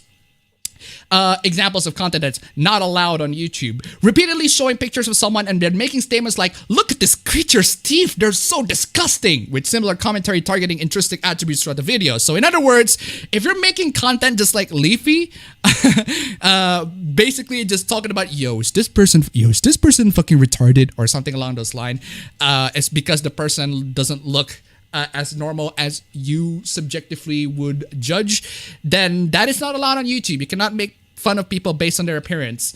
And there's been a lot of YouTubers who got their videos copy striked and got a community guideline strike because they have a title that pretty much makes fun of people for what they're doing or their appearance. For example, I think we talked about the Twitch dear girl in a couple of meme streams ago when I, being the brave streamer that I am, decided to talk trash about Twitch on the Twitch platform. That was when I got copy strike by the wonderful people at Sony and Naughty Dog. Apparently, if you make a video on her and you talk about her being a dear girl in the title of the video, that means that you are inciting harassment. That means that you are making fun of her. That means you are mocking her. That means that you get a community guideline strike. Even if the video contains criticism, even if the video contains legitimate criticism, if you just for 1 minute, just for 1 second, or if you show in the title, this Twitch dear girl is causing a lot of problems, she is just bad or trash, etc., etc., you're gonna get your video striked, and that's just the way it is for YouTube, unfortunately. Targeting an individual based on their membership in a protected group, such as by saying, look at this filthy slur targeting a protected group, I wish they just get hit by a truck. So yeah, for example, if you say, look at this filthy, if you follow the Twitch dear girl example, if you look at this filthy dear girl, I wish they just get hit by a truck, then yes, I suppose that can be considered inflammatory by YouTube standards, I guess. But the thing is, unfortunately, considering that I've been learning a lot of machine learning and text classification and all of that, it's pretty much possible for YouTube to be able to detect the context of what you're trying to say. The context we're trying to say, actually no, not always, but actually not all the time. But it's possible for YouTube to just straight up determine that this particular comment that you make is inflammatory to others, straight up. And by the time they detected that, they're gonna be like, your video is gonna be demonetized, your video is gonna be destroyed, it's gonna be wiped off the universe, because YouTube doesn't like that. Oof, 6760 donate to $1. Guess that's gonna put a dent in the slideshow commentary community, since they criticize the people they're commenting on and like to make fun of them. Yeah. Thank you so much for the donation. Keep them coming. Keep them coming, guys. Links down below. Using an extreme insult to dehumanize an individual based on their intrinsic attributes. For example, look at this dog of a woman. She's not even a human being. She must be some sort of a mutant or animal. YouTube giving us the best of examples. Man, I wish that Leafy just come back and talk trash in the same way that these things. I miss 2016 YouTube. Just have Leafy coming in and just talk living trash out of people. Now, who are you talking about in this particular instance, YouTube? Anyway, depicting an identifiable individual being murdered, seriously injured, or engaged in a graphic sexual act without their consent. So essentially, if you do a skit, I think this is one of the reasons why Goku Naru's video on H3H3 got removed by YouTube, is because he has a skit where he apparently tries to kill H3H3 or something, or insinuate that he's trying to kill H3H3. Yeah, that's not acceptable by YouTube standards. Accounts dedicated entirely to focusing on maliciously insulting an identifiable individual. Yeah, so there you go, ladies and gentlemen. Commentary community on YouTube is just it's just not allowed in general. So if you're deciding to make fun of people or mock people based on their appearance or insult them, just good old bullying, bullying on YouTube is just not allowed. So if you're one of those content creators who like to do that, well, YouTube is not a platform for you. Maybe go to any other platforms that allow you to do such treacherous and despicable act of bullying people for their appearance. YouTube says this platform is not for you. So there's that. Anyway, Oh, what is this? Oh, ladies and gentlemen, you are in for a treat. This person, this person is trying his hardest to get everybody's attention because he's trying to flex. This person over here is trying to flex his hardest on the fact that he is very successful in life. He's a lot more successful in life than the gamers all around. So the person started with this. This cool gamer photo is phrased totally wrong. It should say, which number did you finish with? I finished at number 9, then I grew up. Wow. Wow, just give a huge gold clap to this person. He has grown up from playing video games. Just give a huge gold clap to this person. Congratulations. You have grown up from playing video games. You are no longer a kid. You are now an adult. Apparently, the standards of being an adult is not playing video games. Okay. If this is an accurate progression of how do you spend your free time into adulthood, you failed at life. Oh, no! How dare people play video games? How dare they? Horrible. These absolutely horrible gamers playing video games instead of doing other things that are more productive in their life. How dare you, the person over there who is actually working on his college degree and actually about to graduate, how dare you take a break for a couple of minutes from your life and try to play video games? Oh, you, that person over there who is struggling his hardest, his or her hardest, is struggling their hardest to gain money, to work hard off of a 9-to-5 job. How dare you decide to take a break off of your life and play video games? Absolutely terrible. Absolutely terrible. How dare you? You should do a lot more work, essentially.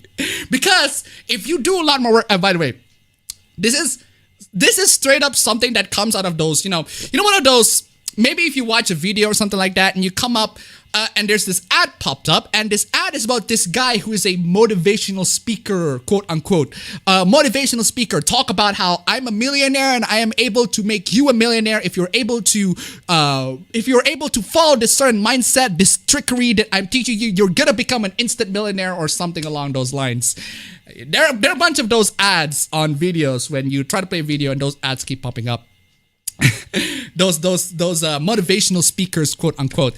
Yeah, it kind of feels like that. It kind of feels like this guy is giving us the narrative that if you are playing video games, that means you have failed at life, and therefore you are not actually reaching out the 100% capacity of the things that you are capable of doing. When you play video games, you are only imagining the things that you are doing. You should be doing the things that you are doing in video games. Like, for example, well, we're just gonna continue. We're just gonna continue just a bit. That's exactly what he said. What they don't seem to understand is that every game is just a substitute for a real life adventure that could be had. You play racing games, I drive my Lamborghini. You pretend to be a spaceman on the moon, I get to be a millionaire at a casino in Monte Carlo in real life. Well, good for you, sir. I play Grand Theft Auto and I drive a bunch of cars and ram them on banks to rob them.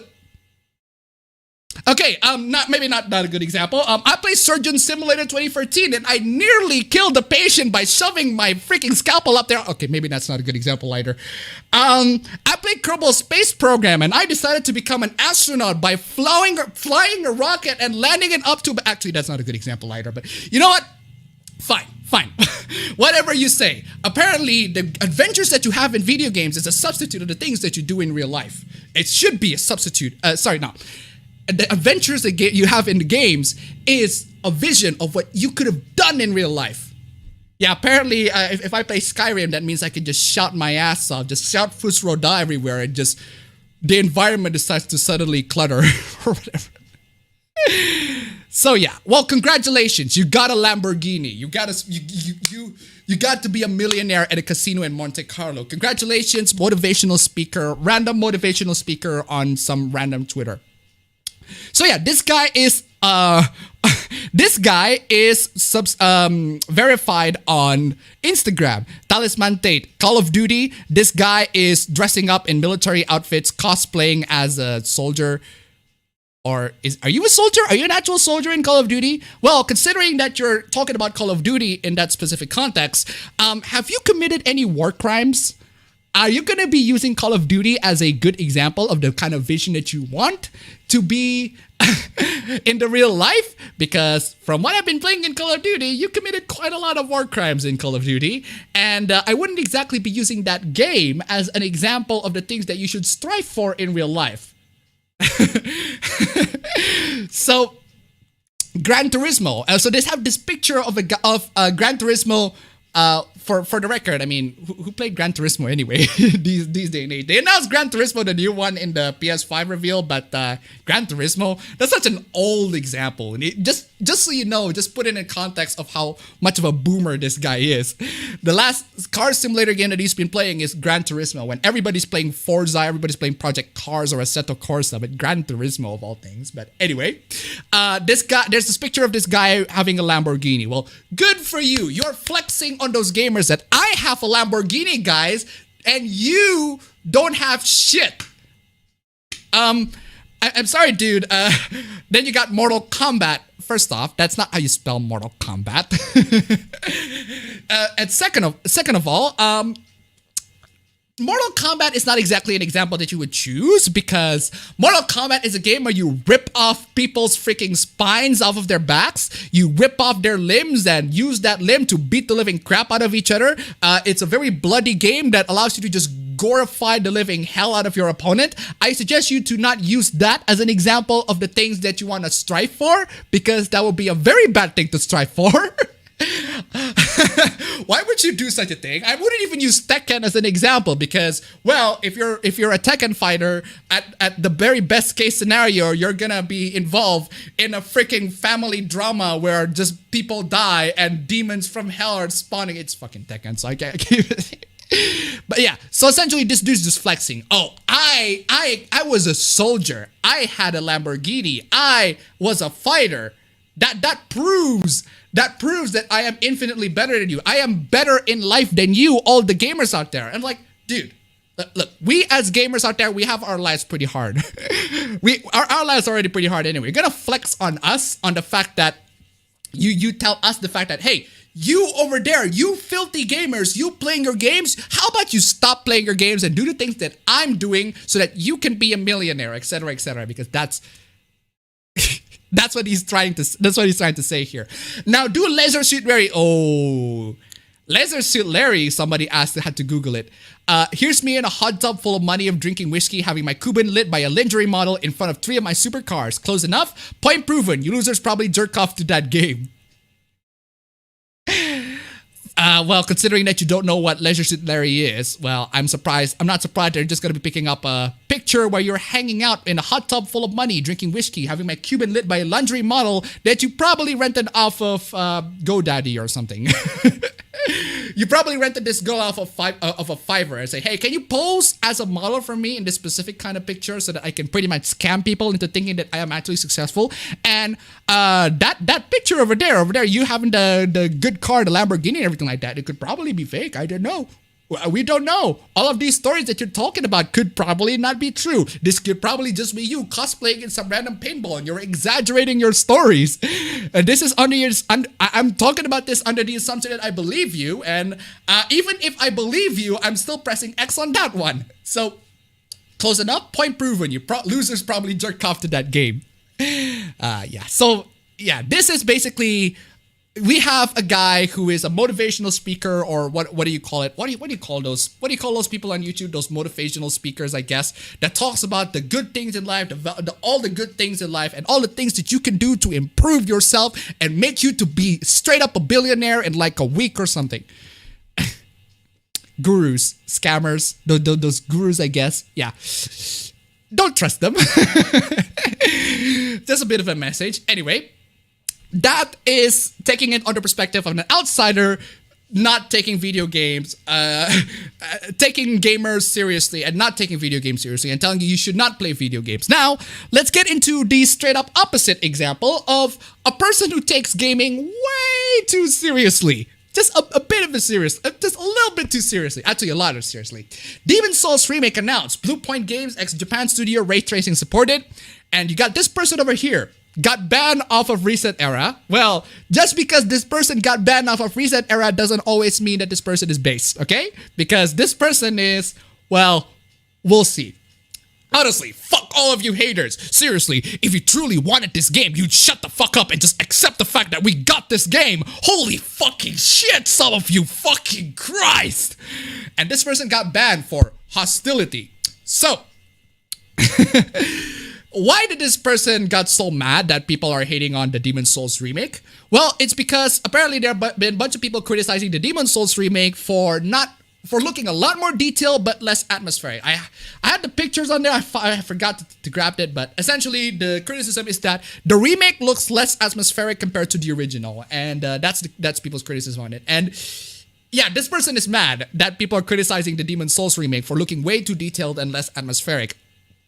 If you truly like this game, then why would you then you would understand why people are upset. If I truly like this game, really? If I, out of all the people, like this game, clearly, clearly, you don't know me. I am like the #1 Dark Souls fan in the world. No, for real, that's what he's trying to say.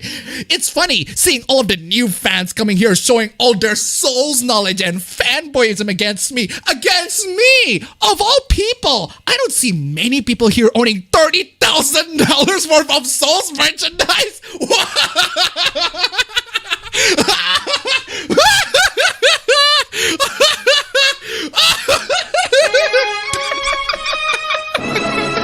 Oh my lord! Lord, weird flex, dude. $30,000 worth of Souls merchandise. That means that you are a true Souls fan. On top of the hundreds of different stories and other shit I have done in the name of Souls. Wow. Okay, dude. Okay, you are the true Dark Souls fan, the true Souls fan. How dare I say Dark Souls and not counting Demon Souls. Oh man, poor me. I should say Souls in general. Oh man, it gets worse. What an embarrassing post. Fits absolutely right with the toxicity of the Souls fan base. Here's a tip. Just because you own merch or whatnot doesn't make you a better or bigger than anybody else. Wow. Somebody who actually speaks sense in Reset Era. Figure that out. And not banned. This guy is so crazy that somebody in Reset Era actually speaks sense. Come on, y'all. Actually, it does prove that I'm a bigger fan than the majority. Although, not just the merchandise. Nice strawman, by the way. What straw? Excuse me, what strawman? You were flexing about how much you have Souls merchandise in your previous post. That's not a straw man. That's an accurate representation of what you are trying to say. You are flexing the amount of merchandise that you bought. Nice straw man. But all the other things related to Souls, all events I've done, the streaming, the charity events, me reaching out to Namco Bandai and becoming one of the first to try Dark Souls 2, and involved somehow in balancing the game, and much more. Wow. Good for you. You got involved in the development team. You just flexing out to everybody how much of a better knowledge that you have. Sorry, but yes, this does make me bigger fan than the majority. That is a fact. Wow.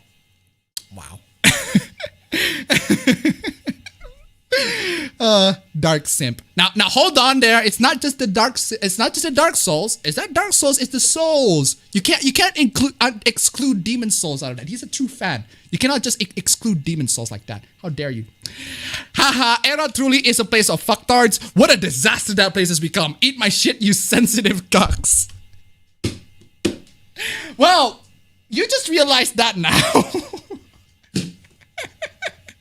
First off, you just realized that now. And second, unfortunately, you are so far off the deep end that Reset Era makes sense. It makes Reset Era to start speaking sense because you are so crazy that even Reset Era is like, nah, fam, you're off this platform. We're too crazy. We're crazy. We are pretty freaking crazy, but you are too crazy off of our platform. Just imagine being kicked off of Reset Era for being a lot crazier than them. But actually, it's a Souls board series. Yeah. Anyway, Yeah, let's take a break from that. Let's talk about the PS5 for a bit because I just want to share a couple of the memes in the PS5. The PS5 memes, especially the design of the PS. Oh, by the way, if you missed the PS5 reveal event, here is how the PS5 actually looked. And people have already made memes after meme. Oh, wow. Actual memes in the meme stream. Freaking, I'm showing actual memes in the meme stream. You know what that means? Donate to my Streamlabs, link down below. I've shown actual memes in the meme stream. Now look at this. This, my friend, is the router that I have stacked on over 2 pieces of paper, and now that I have the PS5. Y'all talking about the PS5 and I'm already on PS10. Look at that. That long boy. Look at that long boy. That's... Damn, this dude's living on the future, fam. This is the PS10 right there. That long boy, that freaking aesthetic, straight up. Yeah, the PS5 basically looks like the PS2, the fake PS2, just stacked on the top of a white binder. That's why people are making this meme. Oh my god. Oh wow. Oh my god, dude. I haven't seen those in a while. Oh my god, dude. I am my nostalgia flares are just blowing. It's just a boom. It just goes boom in my mind right now. Oh my god, I haven't seen those in a while. Damn, man, I missed the days when I have to like buy new memory cards every single time my data got corrupted, buying new memory cards. And unfortunately, it's only 8 megabyte every single time. Couldn't buy one of those 16 megabyte ones because apparently it doesn't support in my PS2 because my PS2 was trash. I have no idea. So, man, memories.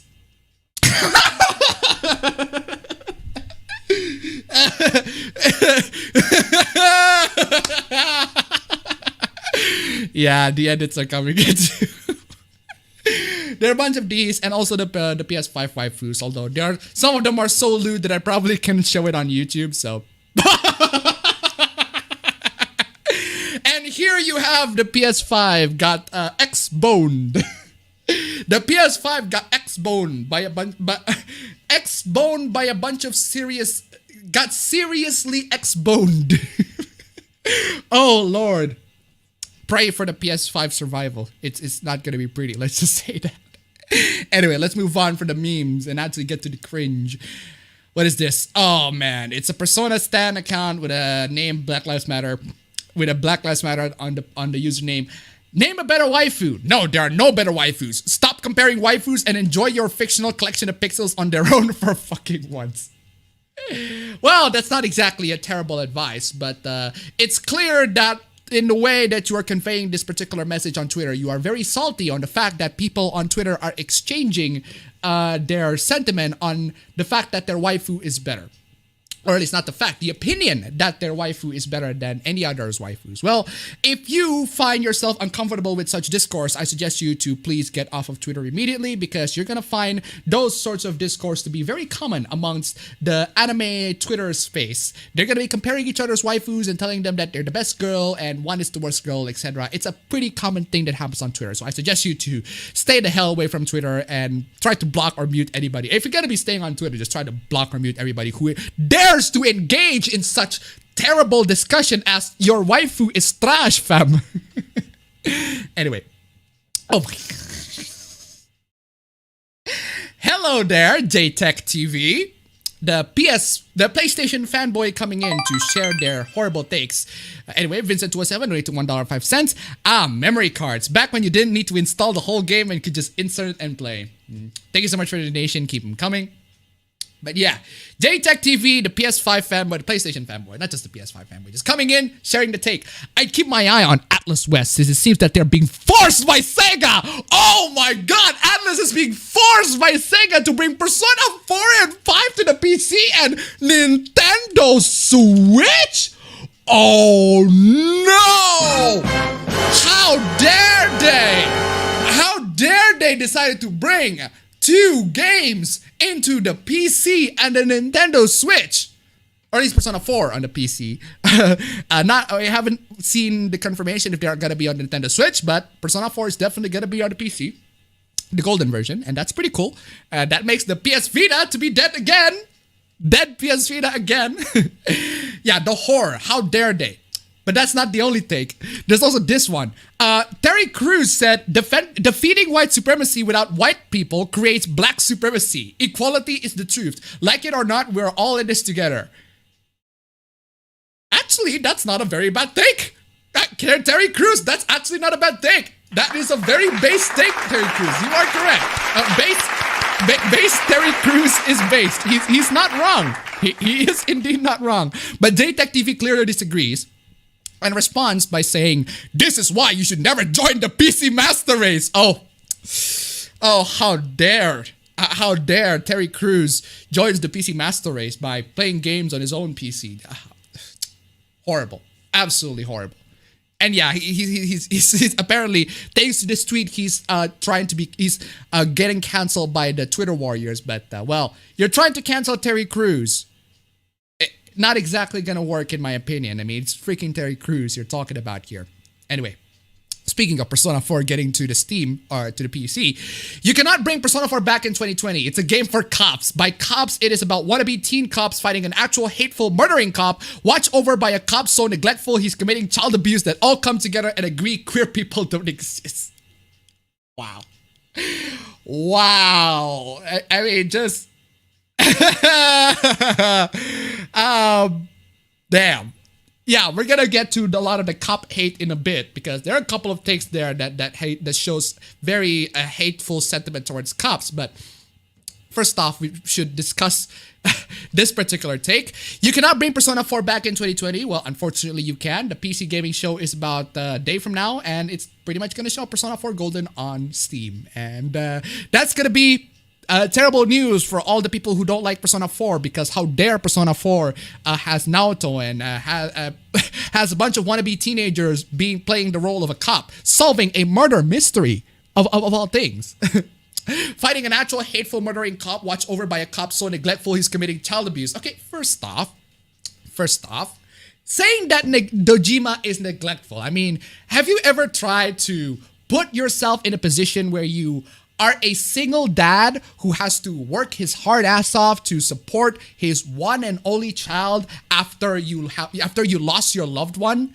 I mean, of course you're gonna be neglectful. There's gonna be a point in which you're gonna be neglectful by it. That's why, and that's actually one of the primary reasons why he asked, not one of the primary reasons, just I suppose one of the complementary reasons why Narukami was there, why the protagonist was there, so that at least at least his kid's not alone. So at least there's that. At least Nanako's not alone. So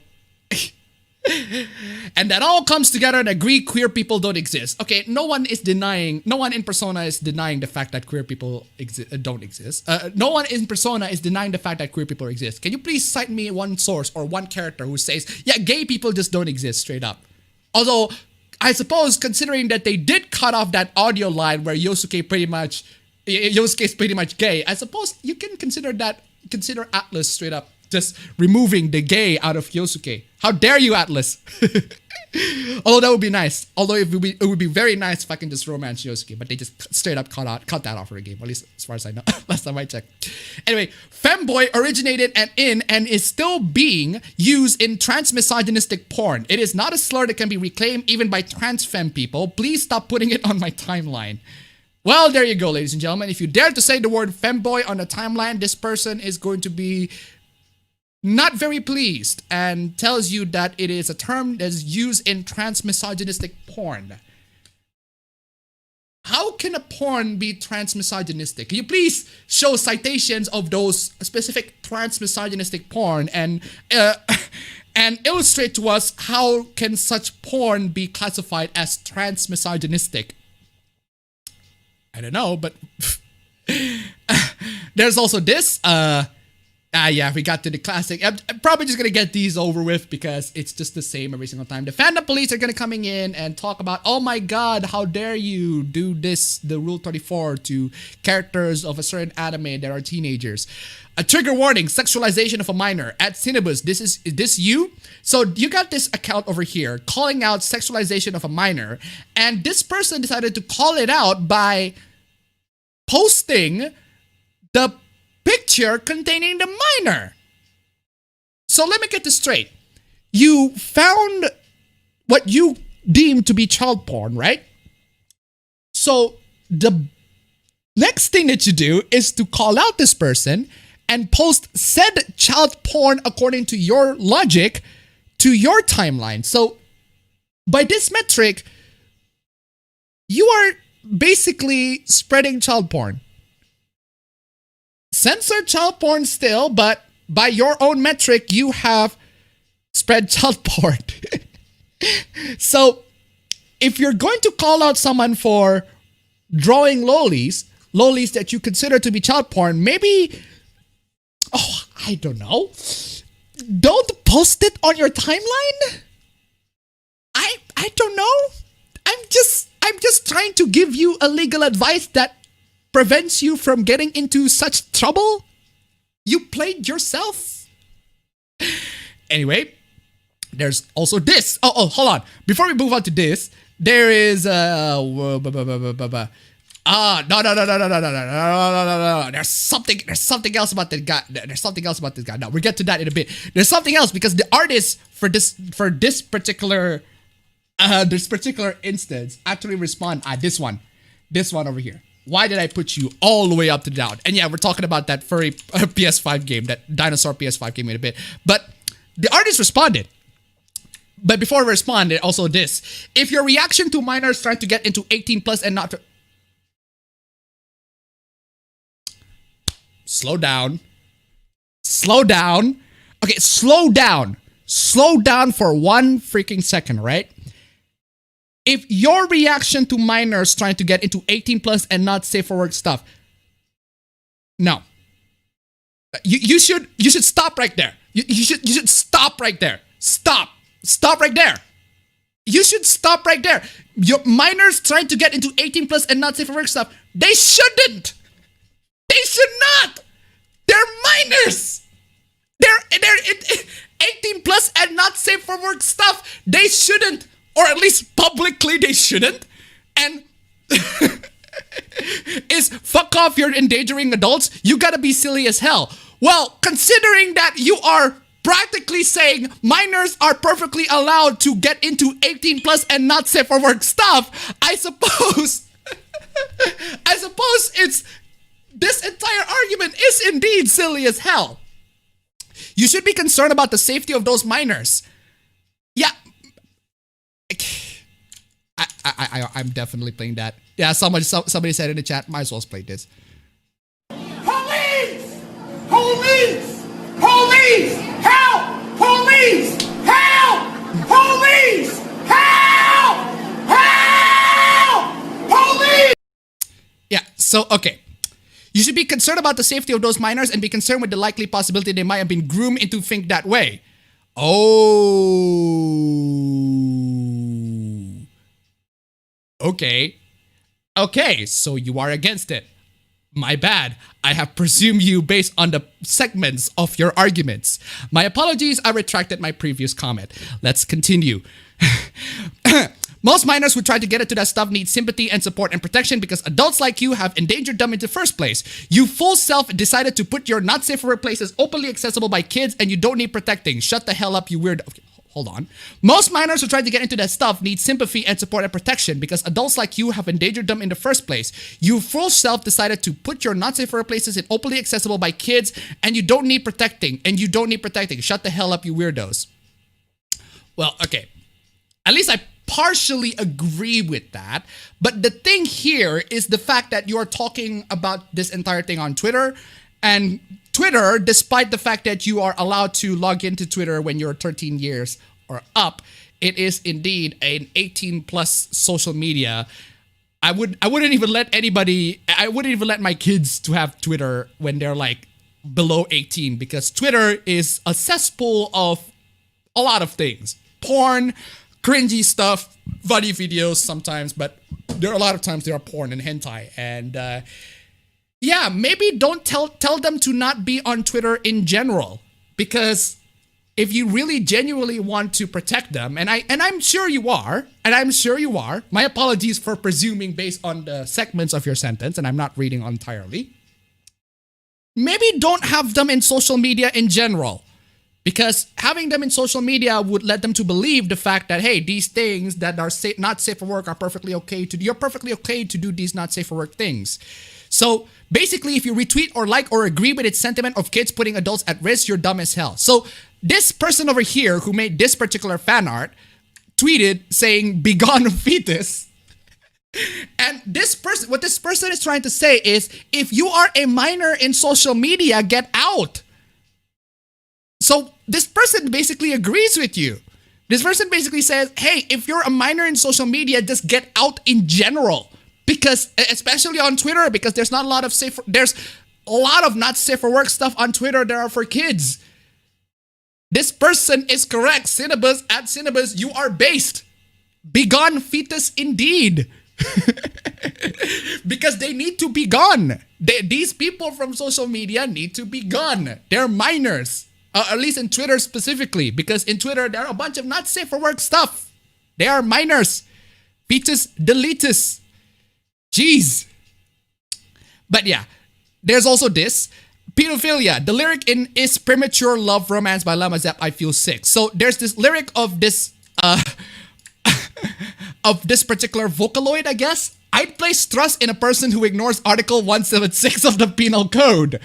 Okay, what is Article 176 of the Penal Code? Penal Code of Japan, Article 176, forcible indecency. A person who through assault or intimidation forcibly commits an indecent act upon a male or female of not less than 13 years of age shall be punished by imprisonment with work for not less than 6 months, but no more than 10 years. And the person and this particular Vocaloid is apparently age 0 because this is a brand new, recently generated Vocaloid apparently. So, yeah, this is a very edgy lyric. Very edgy lyric that I'm pretty sure this lyric is supposed to be a joke. Unless if this is supposed to be a joke. I'm pretty sure that's someone clearly saying that I do not mind being freaking raped by pedophiles. That is an exaggerated statement. Either an exaggerated statement, and this is a joke in general. It cannot be a serious statement made by this over here, unless, well, considering the idol culture in Japan, maybe it does invite some pedophiles, but it's a virtual girl, so I mean, it's a virtual girl. But it goes on. I've been informed Raina ages with the software, though that will make her 6 today. She was released in 2014. Has been depicted as a high schooler. That doesn't make the song lyrics any better, though I'm just clarifying. Again, this could have been just an exaggerated statement. It could have been just a joke. You are overreacting over this particular nice of jab. So, for your information, I automatically block people who quote retweet this who have the 18 symbol in their bio retweet porn. I am a minor and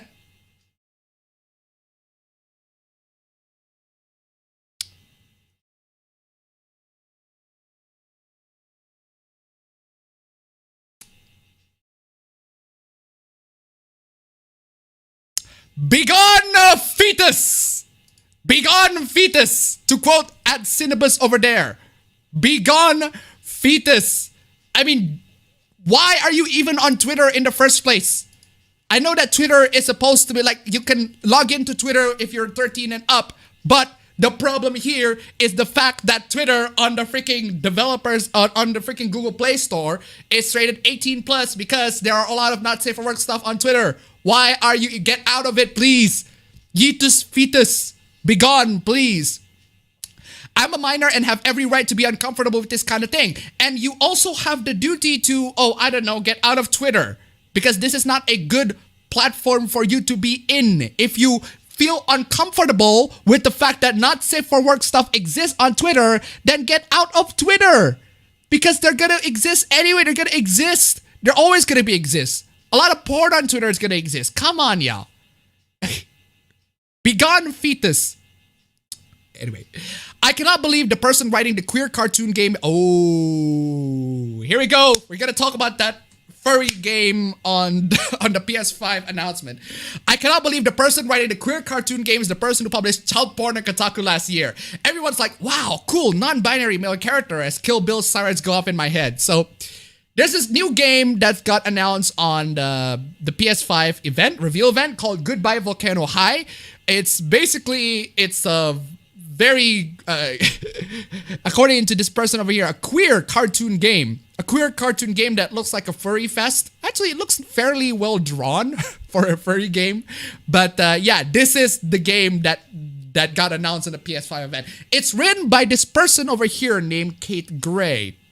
We're gonna get to her in a bit, but yeah, a bunch of people are complaining. Pedophilia, queer slur, everybody loves Goodbye Volcano High, the upcoming game with a non-binary male character. We regret to inform you that the writer of this game posted child porn on a Kotaku article last year.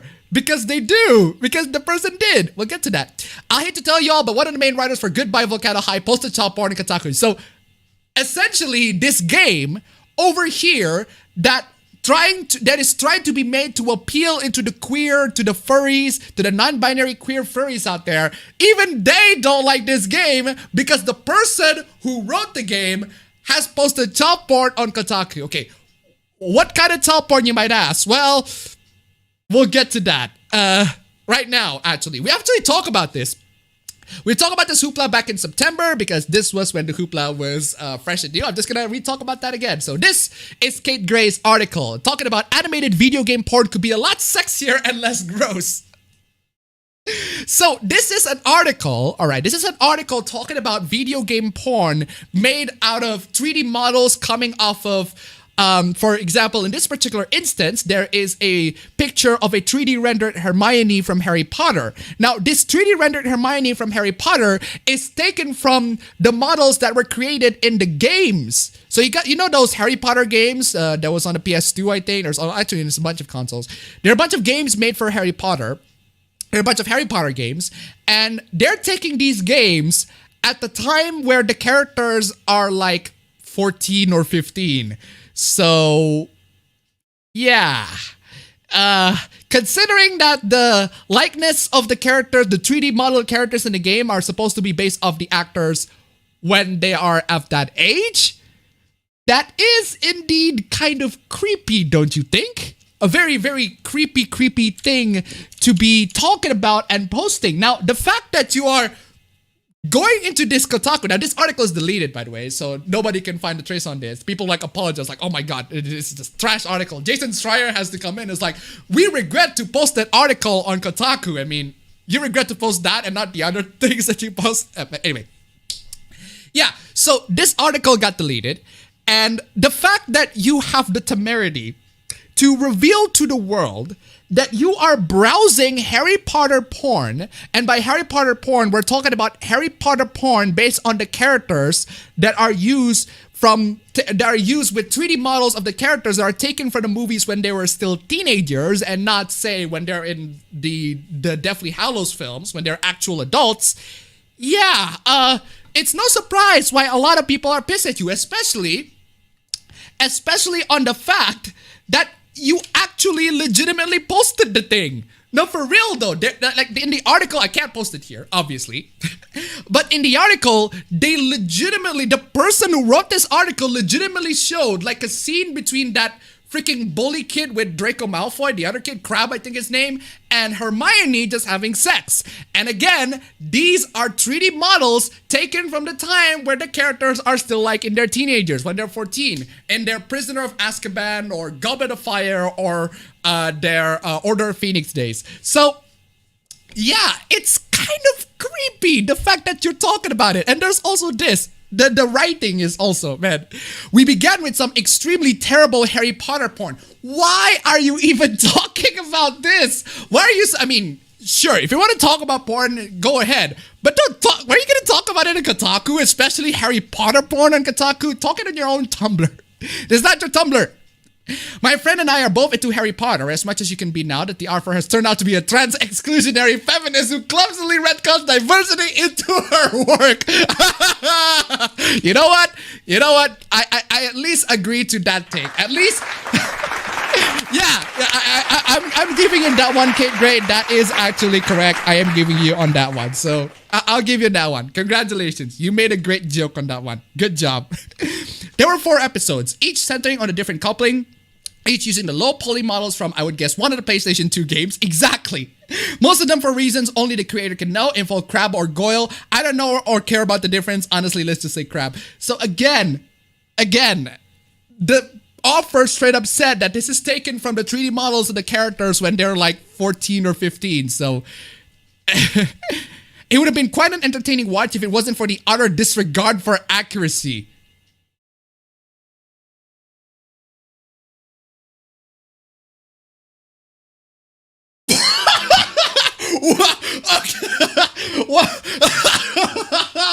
Man, I read this article back in September and I was baffled, and I'm still baffled right now. What it's born? Why are you asking? Why are you criticizing the accuracy of Born?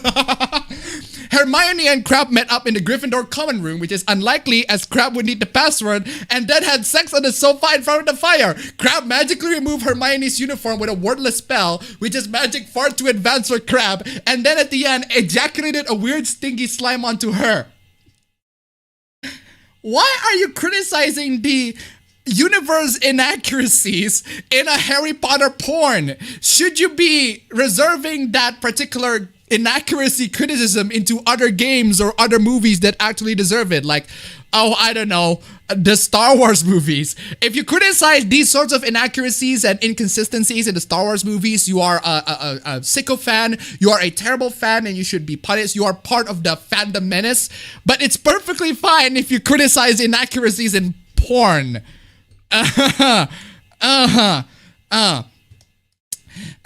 Draco Rim Cho in another scene, Draco Rim Cho Chang in the hospital while Ron and Hermione had a cheeky shack next door, which seemed logistically unlikely, not to mention hygienic.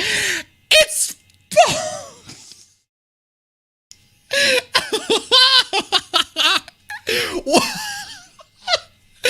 oh my god, this person has, oh my, I can't, I'm using this, I don't mean this. I don't mean this in a derogatory way, but that has to be the most autistic freaking take that I've seen. You can't possibly suggest to observe the inaccuracies, the lore inaccuracies and intricacies and inconsistencies in a freaking porn, unless if you're that freaking, oh my god.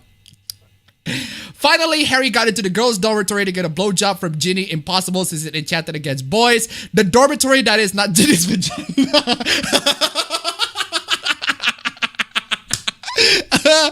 All the while, Cho and Hermione lay fully naked on top of their bed sheets, and at the end, Harry transformed into Draco and looked right at the camera.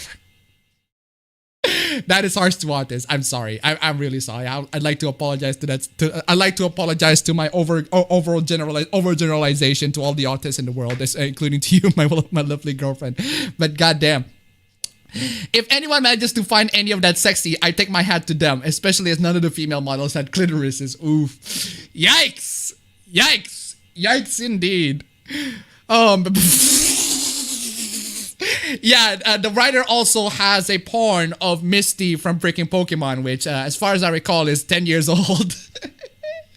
So, yeah, not exactly a very good look for the kind of things that you write on Kotaku, Kate Gray.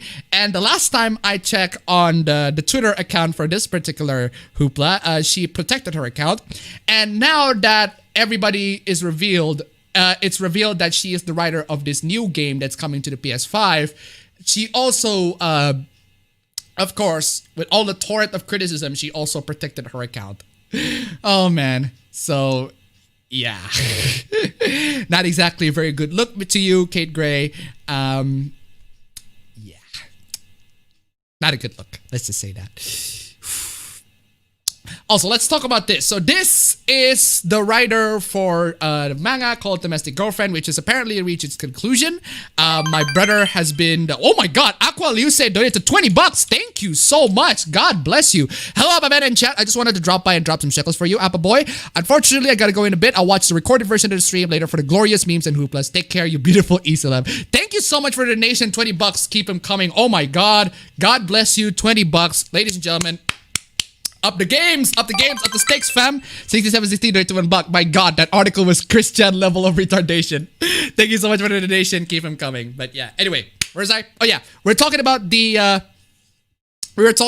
offer for domestic girlfriend. So, people really hate on this offer because the offer decided to end the particular manga in a way that people don't like.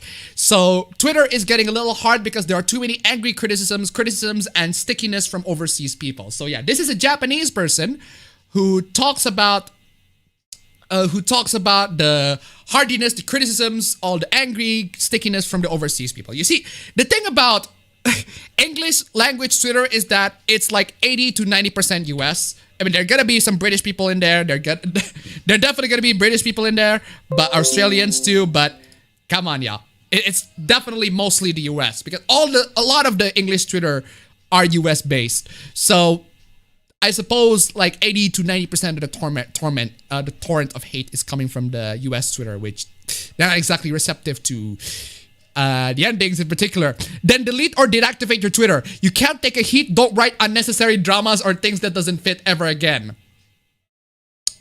We were talking about domestic girlfriend, isn't it? Which I haven't read the manga, but my brother has. He's a huge fan of the manga. He has read the manga. And even when I was discussing it with my brother, even he has to admit there are a lot of unnecessary drama or things that don't fit in domestic girlfriend. So I don't know why this is a surprise for you, but okay. Or don't write like ever. You think you'd be smart enough to realize that people will criticize you for your work, which is, I don't know, normal. Well, yes. It is normal for people to criticize other people's works on Twitter. It is normal for people to criticize other people's work on social media in general. But what isn't exactly normal is the fact that you ended a series in a manner that is just fine, and then you got pissed by everybody.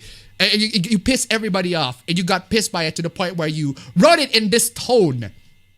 Don't make such a bad ending if you're not ready for criticism. Now, again, I haven't read the manga, but my brother said the ending is fine, so I don't know where these people are coming from. He hasn't awake yet, so he hasn't given me an input. For fuck's sake, wake up, fam.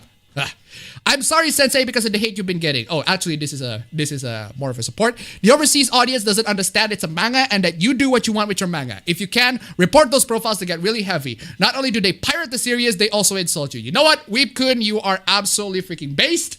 Thank you for the encouragement. And by the way, to everybody else, send support for at K Sasuga right here for receiving all of the torments of hate from Twitter, because yeah, it's not exactly pretty for a lot of Japanese artists in general. So, and then let's talk about this. So there's a bit of a discussion, a bit of a weird debate between the fans of Game Grumps and the fans of JonTron.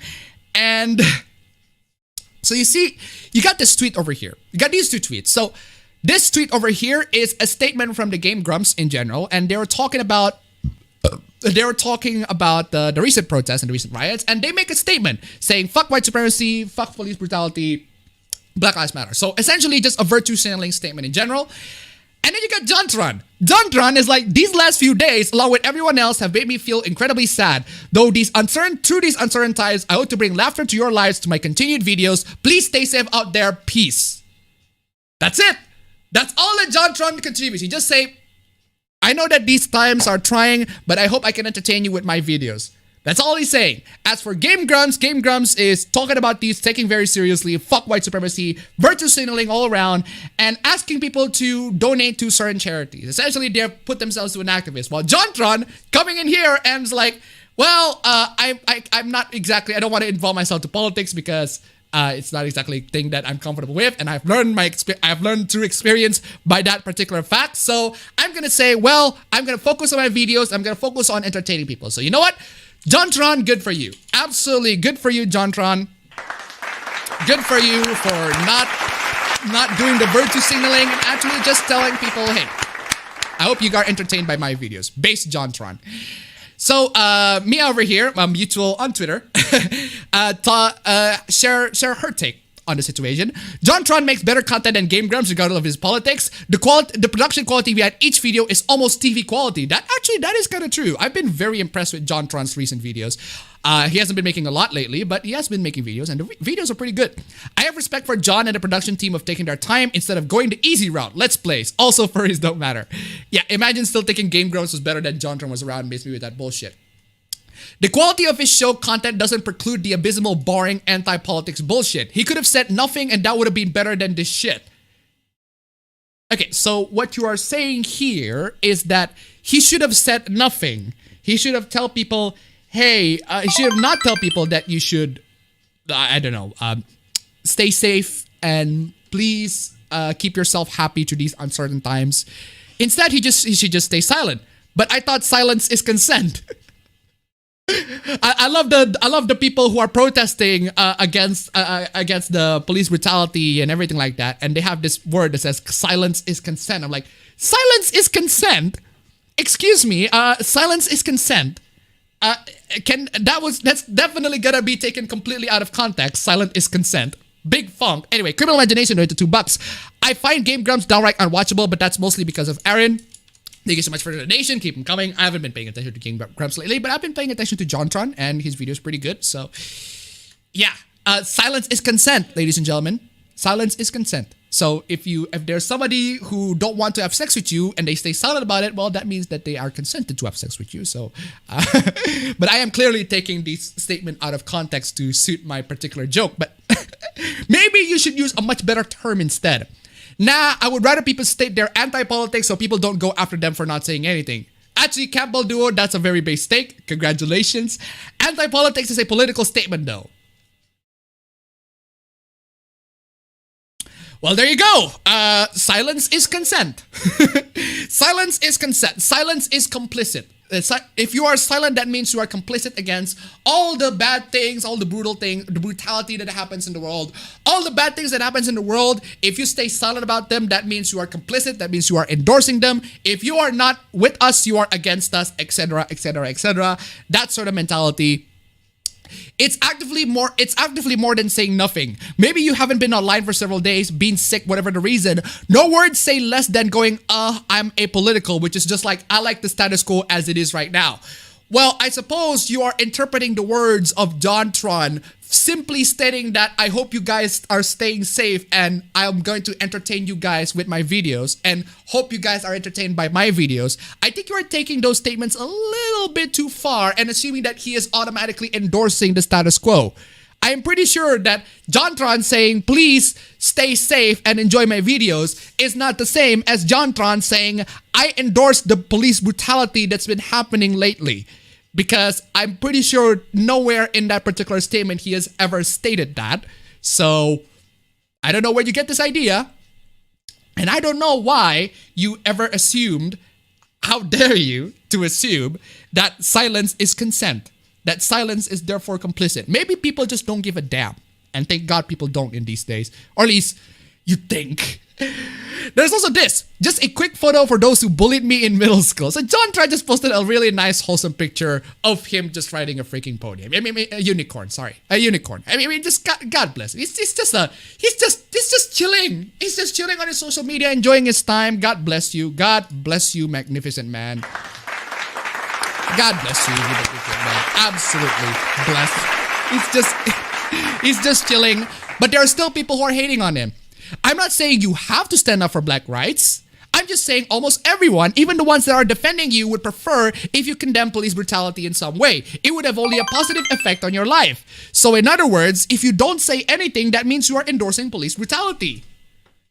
Imagine that. Like, seriously, people are so ingrained with their politics. The fact that they are silent on a certain topic, that means that they're endorsing their opponent. Cost was to $1.5. Appa, are you aware of the Dragon Ball Challenge going on? Also, if you watch the Sailor Moon Sea on YouTube, I'm not aware of the Dragon Ball Challenge, and I haven't seen Sailor Moon Sea on YouTube. So thank you so much for the donation. Keep them coming. Yeah. Anyway, it's us versus them time. It's always all of that. Anyway, there's also this. I play Final Fantasy XIV to escape from politics, not have more of it shoved down my throat. In A Realm Reborn, you agree to help the monarch of Ul'dah abdicate and democratize her country, and when the capitalist ruling class get wind of it, they decide to assassinate her and frame you. You are clearly not understanding the difference between real-world politics being shoved into video games and game politics being self-contained within the game politics itself. So, clearly, you do not know the difference here.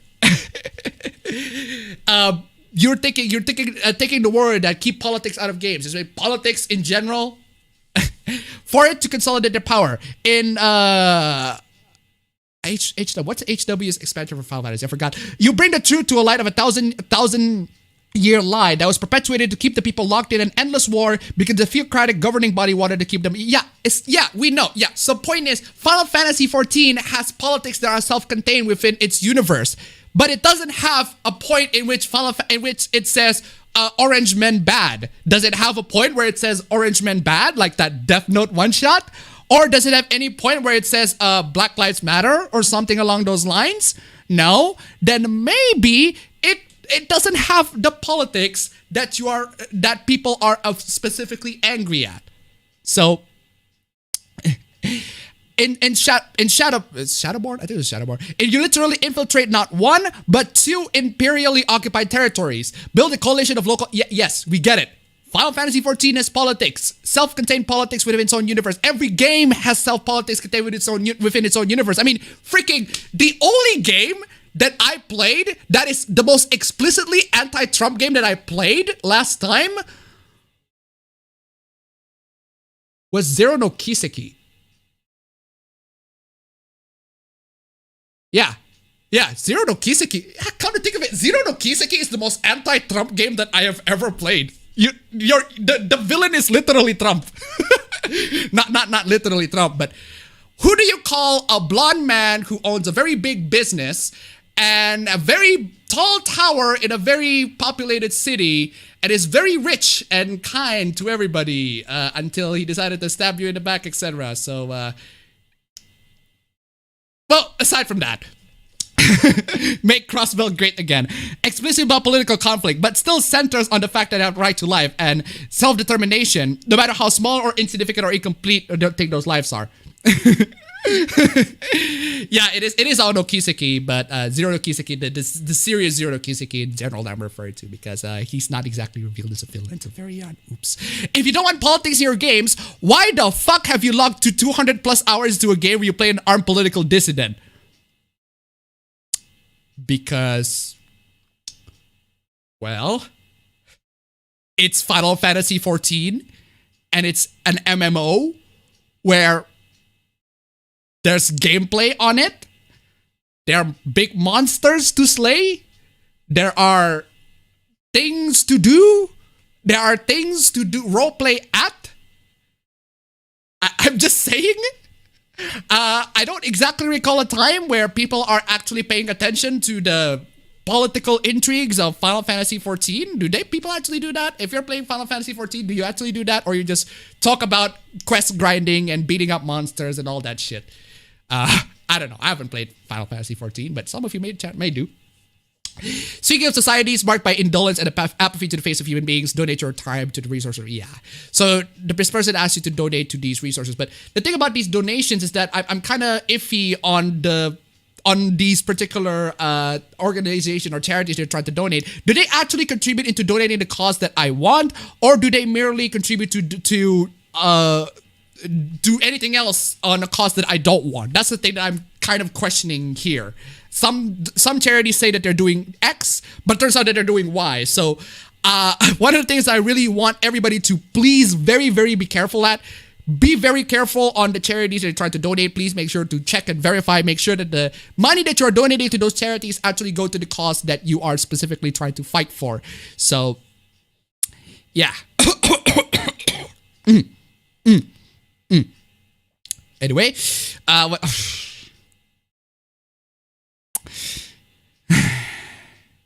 The Last of Us Part 2 story was partly inspired by a lynching Neil Druckmann witnessed as a child. Wow! Neil Druckmann lynching you witnessed as a child! Jesus Christ! Lynching as a child! Neil Druckmann, where would you live when you were a kid? Did you live in Saudi Arabia? Did you live in the Middle East? Did you live in Africa? What kind of lynching takes place in a Western society back when you were a kid? Back when you were a kid, it was like what, in 1990s, 80s? I don't know how old you are at the time, but I'm pretty sure that lynching is not exactly a common thing. But it turns out that he didn't actually witness lynching as a kid. he saw a video. He just saw a video of a live leak or something. I mean, Neil, according to its creators, The Last of Us Part 2 is a story about hate and the cause of revenge. In part, it was inspired by a news event creative director Neil Druckmann witnessed as a child. I don't want to go into specifics about it, but I saw a video of a lynching when I was younger. Not exactly the same thing, Neil. It was like an actual, like a news thing. And then feeling intense hatred for the people that committed the lynching and thinking, oh man, if I could hurt these people in some horrible ways, then I could. What are you even on about? Okay, Neil, I guess I'm carrying on. The Last of Us 2 director warns you that you might not like the game. Well, thank you for stating the obvious, Mr. Whoever stated that statement. Okay. And there's also this series of tweets of The Last of Us Part 2, of a review by this person over here, talking about The Last of Us Part 2. People memeing on this tweet, because apparently it's like the masterpiece of a tweet. So, The Last of Us Part 2 is a masterpiece of video game narrative. Nothing else ever comes close. The story is brutal, challenging, bold, and almost never fun. It's harrowing, forcing the player to confront violence in a way video games never do. Yeah, this person clearly hasn't played Spec Ops: The Line, but okay. In a medium where everything is John Wick, The Last of Us Part 2 is Schindler's List. Jeez, that is cringe. Oh my god. You just compared a video game to a movie. Oh my god. And just like that film, there were times where I wasn't sure if I could keep going. Oh my god. You're either a very, very, very surface level normie who only plays the latest AAA games, or somebody who's not experienced with gaming in general, because there are quite a lot of games where you have to play, you're not sure if you should just keep going. And a relentless emotional assault that I suspect will force even the most jaded gamer to feel empathy. The game is a work of art. Every aspect feels crafted at the highest level. Visuals, audio, controls, animation, level design, performance. It is astounding and frequently beautiful. Jeez, dude, why did you leak my Cold Steel 3 review? With moments you never find in video games, but I cannot overstate how harrowing it is. It feels like 2 seasons of the darkest TV show you'll ever find, and it's frequently better than most TV on air. That's saying a lot. I think it is an important game. It tore me up and I will never ever forget it. The Last of Us Part 2 is a game that will change you. Well, it has changed me into not buying anything from Naughty Dog ever since they decided to DMCA my entire channel. But, well, in short, The Last of Us Part 2 put me through hell. I did not enjoy it. I wasn't supposed to. I was affected by it like no game before. I am in awe of it. I am recovering it. I am recovering from it. Wow. You're basically describing my state when I just played Cold Steel 3. But anyway, comparisons to that aside, this review has been memed by everybody because it's such a really over-the-top review of The Last of Us. Wow, Last of Us 2 is so amazing. Best game ever, 10 out of 10. Yeah, we'll see about that once we see the clips on YouTube, once we see the full experience when they actually get to YouTube. Which I presume that Naughty Dog is going to copy strike. By that time, might as well just download them. But anyway, lol at the numerous tweets telling me that maybe I should play Spec Ops: The Line first. Thank you for fighting this thought. Well, yes, you should. You should play Spec Ops: The Line first because that is the one game that actually makes you to feel like shit for doing the things that the game is trying to tell you to do. It is a deconstruction of the whole it is a deconstruction of the whole military shooters. It is a deconstruction of military shooter and a great story. Love Spec Ops: The Line. Go play that instead of The Last of Us. Anyway, the word bisexual is transphobic and misleading as it implies that there are only 2 genders. You just got this now? Being attracted to men and women is a valid sexuality. However, the word bisexual is outdated. I am campaigning for the GLBTQ community to come together and find a new term for it. Pansexual? I suppose LGBTQP. But P can also mean pedophilia. So and a lot of people are sharing the sentiment that the LGBTQ plus can also include pedophilia. So Also, what is J? I can see that everyone is very quick to aggravate the comments. Please voice your opinions on my poll and stop the transphobia towards me. Well, I'm not exactly, I'm not even aware that you are trans in the first place. So I just find this particular tweet to be very stupid, and I would like to offer my criticisms to it, but you're not exactly very accepting type. I clearly see that you take any source of criticism as an attack on your particular gender, so I'm just gonna move on. Ooh, one angry boomer. One angry boomer. Steam user loses gaming library after Valve permabans him for extreme racism. So, yeah, one angry gamer made this article talking about how a Steam user loses game library after Valve permabans him for extreme racism. This is one of the times where I'm actually on the side of the one angry boomer, if you can even believe that. Because, I mean, the Steam user, I actually have read the statements. It is pretty freaking racist indeed. It's all in Russian apparently, but apparently some people translated it like, oh my god, that is so freaking racist. But still, just because he's being racist in some forums doesn't mean that he should lose all of his game library. I think that's a very disproportionate punishment. And then this person saying, cool, probably deserved it. No, he didn't. No one deserves to have their property taken away, digital or not. Sounds like he does. But just because he's racist? Just because he's racist? Look, if you're going to take away the properties of all the racists out there, well, I mean, you can try, but it's just not a very good precedent. What constitutes, what defines as racism? Because if you can just remove people's games based on opinions that people disagree with, based on what perceived as racism, then what's stopping Steam from removing everybody else's games library? They can even remove your library. It's a slippery slope, ladies and gentlemen. It's a slippery slope. Even if you don't say any racist thing, the fact that Steam can actually do this to your game library is insane, and it should be called out. So good for one angry gamer for calling it out. Which is why the next part is gonna be me making fun of one angry boomer. Because one angry boomer is always gonna be a joke. So sorry, not you. We'll get to you in a bit. No, the one angry boomer article. Right? The one angry boomer article. Where is it? Where are you? Why did I copy? Yeah, there you go. Copying that right there. Boom. There you go. Apologies for the delay, but we'll might as well get to it.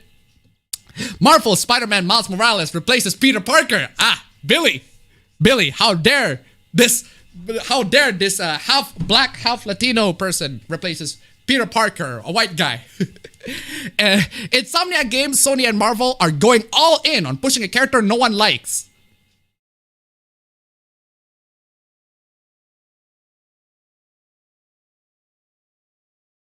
Citation needed on that, Billy. Citation needed on that, Billy. No one likes Into Gamers, into a sequel no one smart should have asked for. Well, I wouldn't exactly consider you part of the people who I'm considered to be smart, but yeah.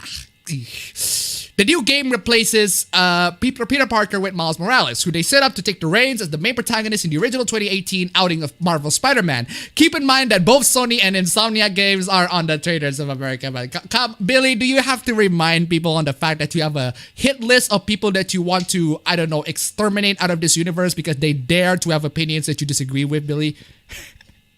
The new game is set to launch holiday 2020 for the PlayStation 5. They didn't speak much to what the game's plot will be about, but they did reveal a brief teaser trailer featuring the now standard PlayStation staple of movie-like gameplay over actual gameplay. Expect the typical centrist to run the defense about how Miles has been around for years in the comic realm, and Peter being replaced by Miles and Gwen isn't bad. And the typical, there's nothing wrong with representation, all while ignoring the fact that market demographics exist for a reason and the people that centrists keep defending are not the majority. Okay, hold on, Billy. Let's slow down for a bit. Expect the typical centrist, considering that you called me a part of the centrist trademark realm, to run on the defense about how Miles has been around for years in the comic realm. Well, yes, that is something that I would say. Miles has been around for years in the comic realm, and a lot of people are fans of Miles, so it makes sense why people want Miles to be in the new game. And Peter being replaced by Miles and Gwen isn't bad. It isn't. Unless you can define me why it's bad, and the typical, there's nothing wrong with representation. There's nothing wrong with representation, Billy. It's the way you do it that's wrong. There's nothing wrong with wanting to have a black character or Asian character or Latino character in a video game. There's nothing wrong with that. It's the way how you do those representation that's wrong, Billy. Representation in general is not bad. It's just the way you do it that people don't like it. By replacing white people, for example. And this is not replacing white people. They literally showed in the very end of the game where Miles actually got his power and Peter is actually training him. There's even a short segment of a mission where Miles is training Peter. So, sorry, Miles is training Peter. But Peter is training Miles. Jesus. So, unless it maybe in another universe, Miles is training Peter. Actually, no, that's basically into the Spider-Verse. All while ignoring the fact that market demographics exist for a reason. Wait, market demographics? Who are you talking about? Market demographics too? Market demographics of people who don't like Miles Morales? I am pretty sure everybody wants Miles Morales to be in the next Spider-Man game, and they got it. Everybody wants it. You are the minority here. You're the one who doesn't want Miles Morales to be in the new Spider-Man game. And you pretend to be not the majority. You pretend to be the majority because you think that everybody agrees with you. So, and for a reason. And the people that centrist trademark defending are not the majority. Considering that we are talking about people who like Miles Morales, I'm saying that there's a huge portion of the people who are liking Miles Morales and want Miles Morales to be in the next game. So, Billy, you are in the minority here, so... Band-Aid launching bandages for different skin tones. I forgot, there was a... Oh man, I remember there was this time where I was on the stream. I forgot which stream of it.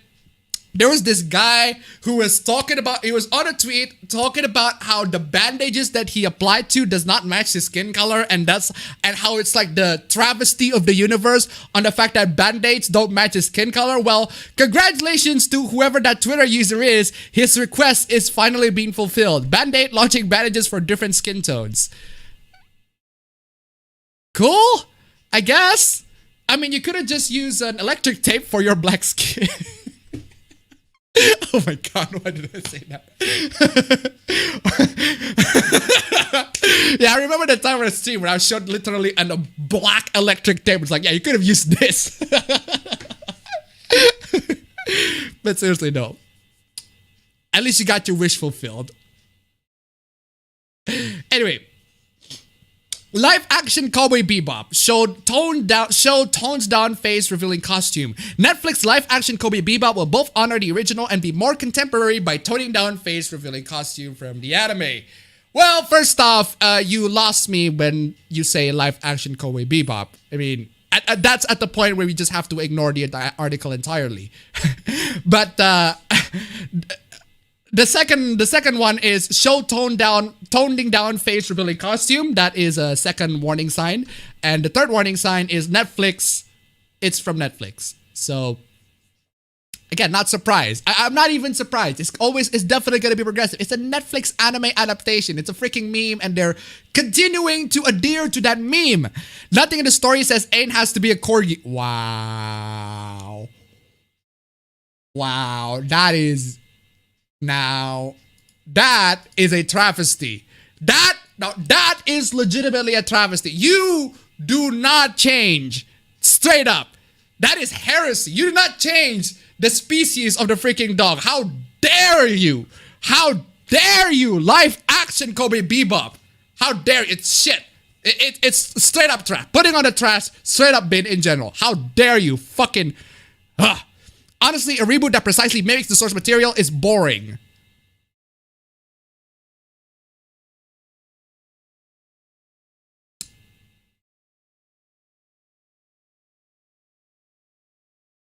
maybe don't make something based off of a source material if you're not gonna adhere to that source material.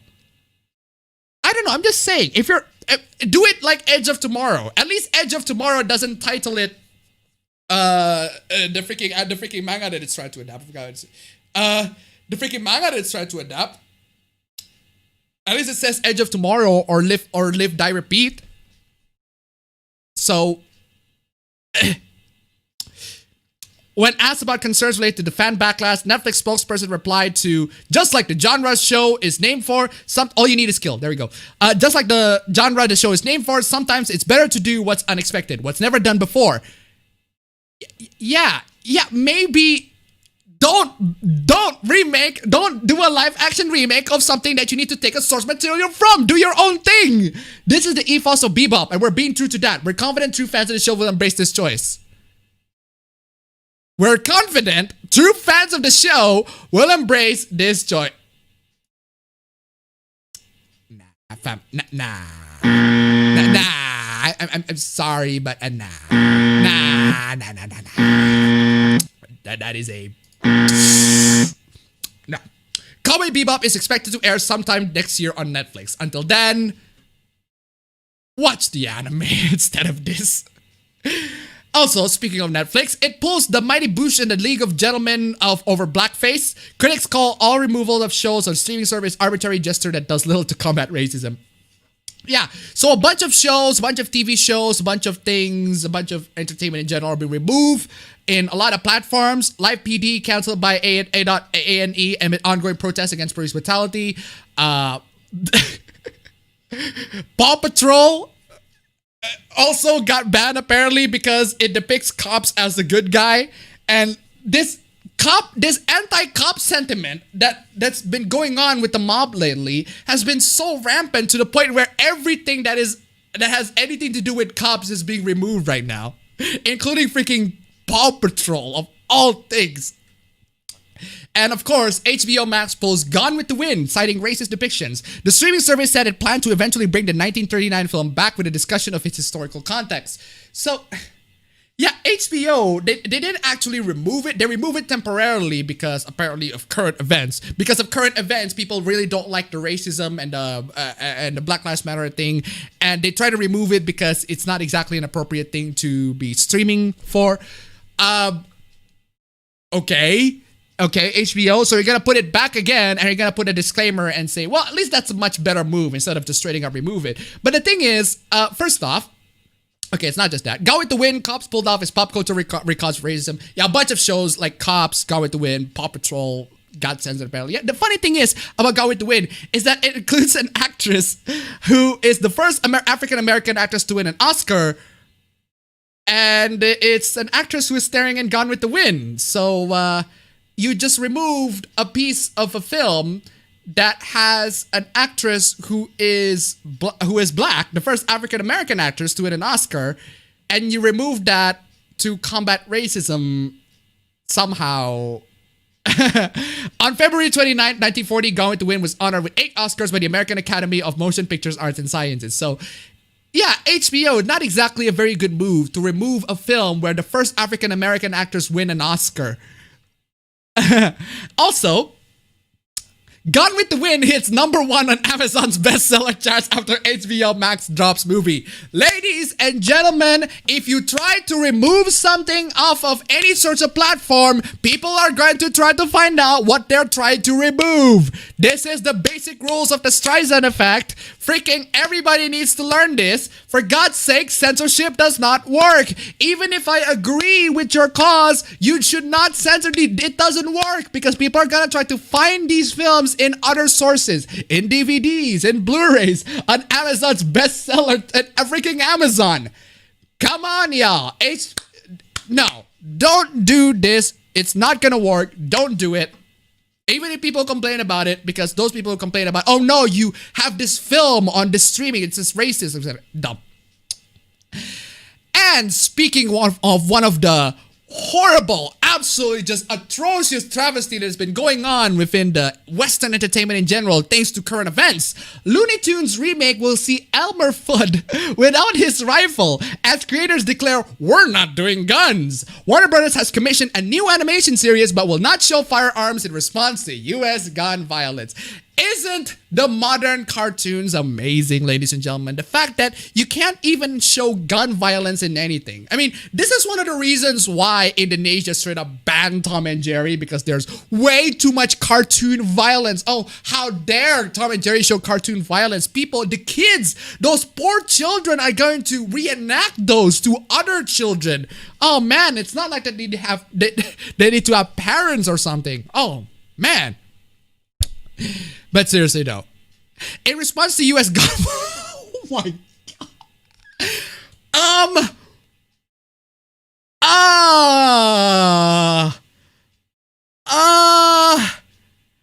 That's not exactly an appropriate weapon that I would use to hunt rabbits. You just turn Fudd into a Green Ripper. Jesus. So firearms are not allowed, but skites, scythe, I don't know how to pronounce that, is allowed. You can, a scythe is okay. What? In response to US gun violence, the showrunners will not include firearms in Fudd's arsenal. That is not to say he has given up hunting Bugs Bunny though. This is a really, really weird way of censoring it. Considering that some people in the chat likes it, I guess, well, if you're into this sort of thing, well, good for you. But this is just one of those cases where the censorship just produces an entirely different effect. The Fudd Reaper, I suppose. Anyway, do you guys seriously care about whether or not Elmer Fudd has a gun in our shorts? You know how many gags we can do with guns? Fairly few. You know how many gags we can do with guns? Fairly few.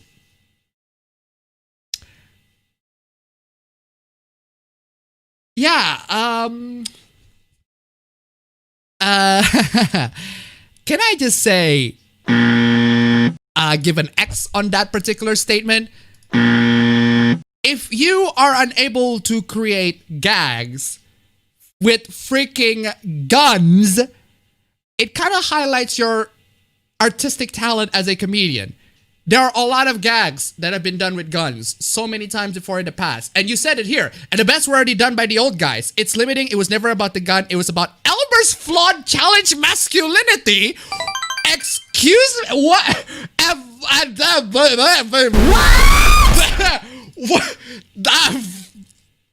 Where did that come from? Wow, where did that come from? $1,181. They should have given Elmer Fudd a chainsaw. Thank you so much for the donation. Keep him coming. Where did that come from? Excuse me? Elmer's flawed challenge masculinity? I suppose that explains why you couldn't produce gags with guns. You are so ingrained with your own political ideology that you are unable to produce such simple slapstick. Simple slapstick comedy that involved guns. How hard could it be? Oh man, my girlfriend would be so disappointed. Yeah, so dumb. Racist Magic the Gathering cards banned. Removed from database by Wizard of the Coast. Okay. So apparently there are a bunch of racist Magic the Gathering cards that are banned or removed from database by Wizard of the Coast. Okay, what are these cards over here? Again, censorship doesn't work because we're gonna see these cards and oh my god.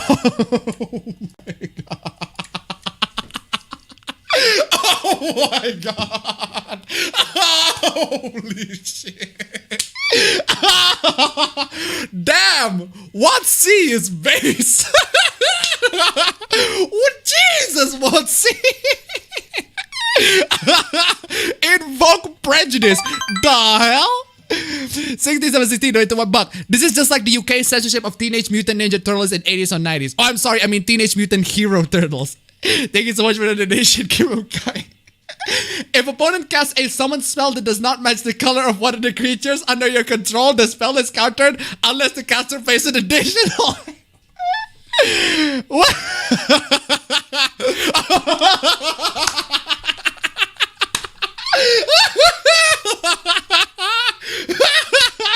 Okay. Oh my god. How can this even exist in Where Magic the Gathering in the first place? Oh,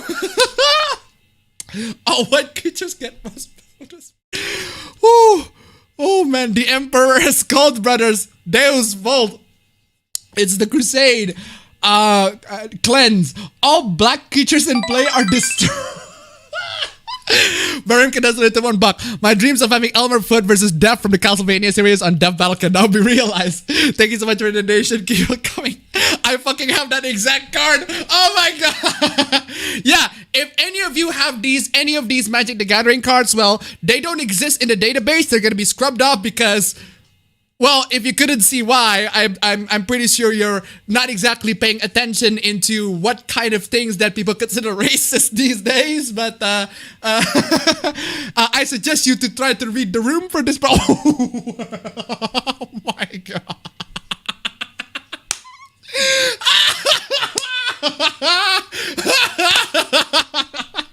Jesus. Oh my god. Imprison. Enchant creature. Pay 1 each time target creature attempts to attack, block, or tap. That action is prevented and the creature becomes tapped. Destroy enchantment in mana. Okay, the description is at least not so bad, but the imagery that they use.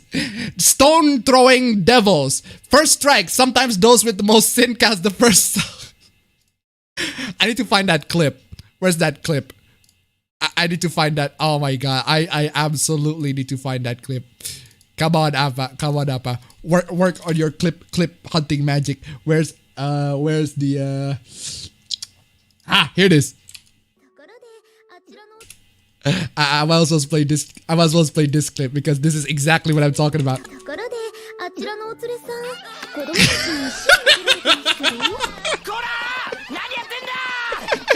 Fucking the children there are fucking base children from Konosuba. Straight up stoning freaking darkness right there. Konosuba is fucking base as fuck. Look at the public stoning. Straight up. Based. Oh man. Anyway, where is I? Yeah, those are all those are all the cards that are trying to battle. At least those that I can find. Let's move on from. Oh, what is this? Even in a pandemic, WHO believes that public protests are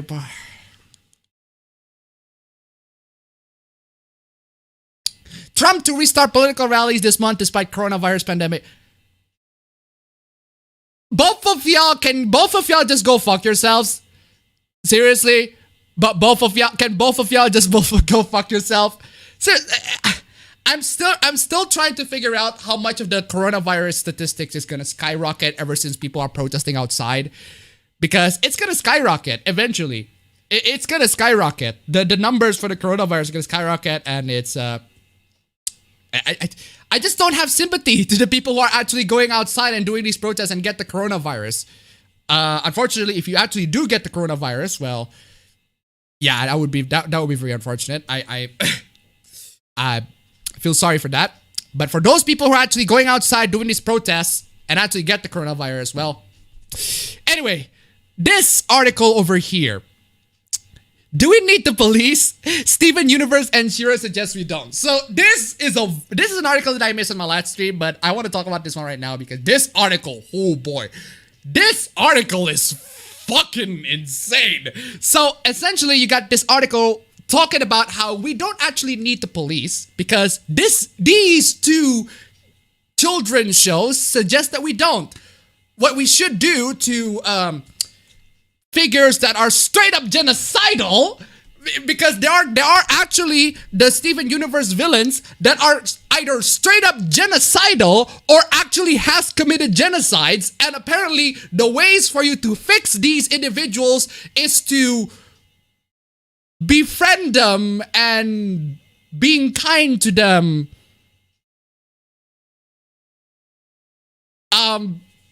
Okay. The abolitionist ethics of Steven Universe and Shira starts with seeing the full humanity of wrongdoers, as opposed to reducing individuals into worst decisions they have made. Okay, so let me get this straight.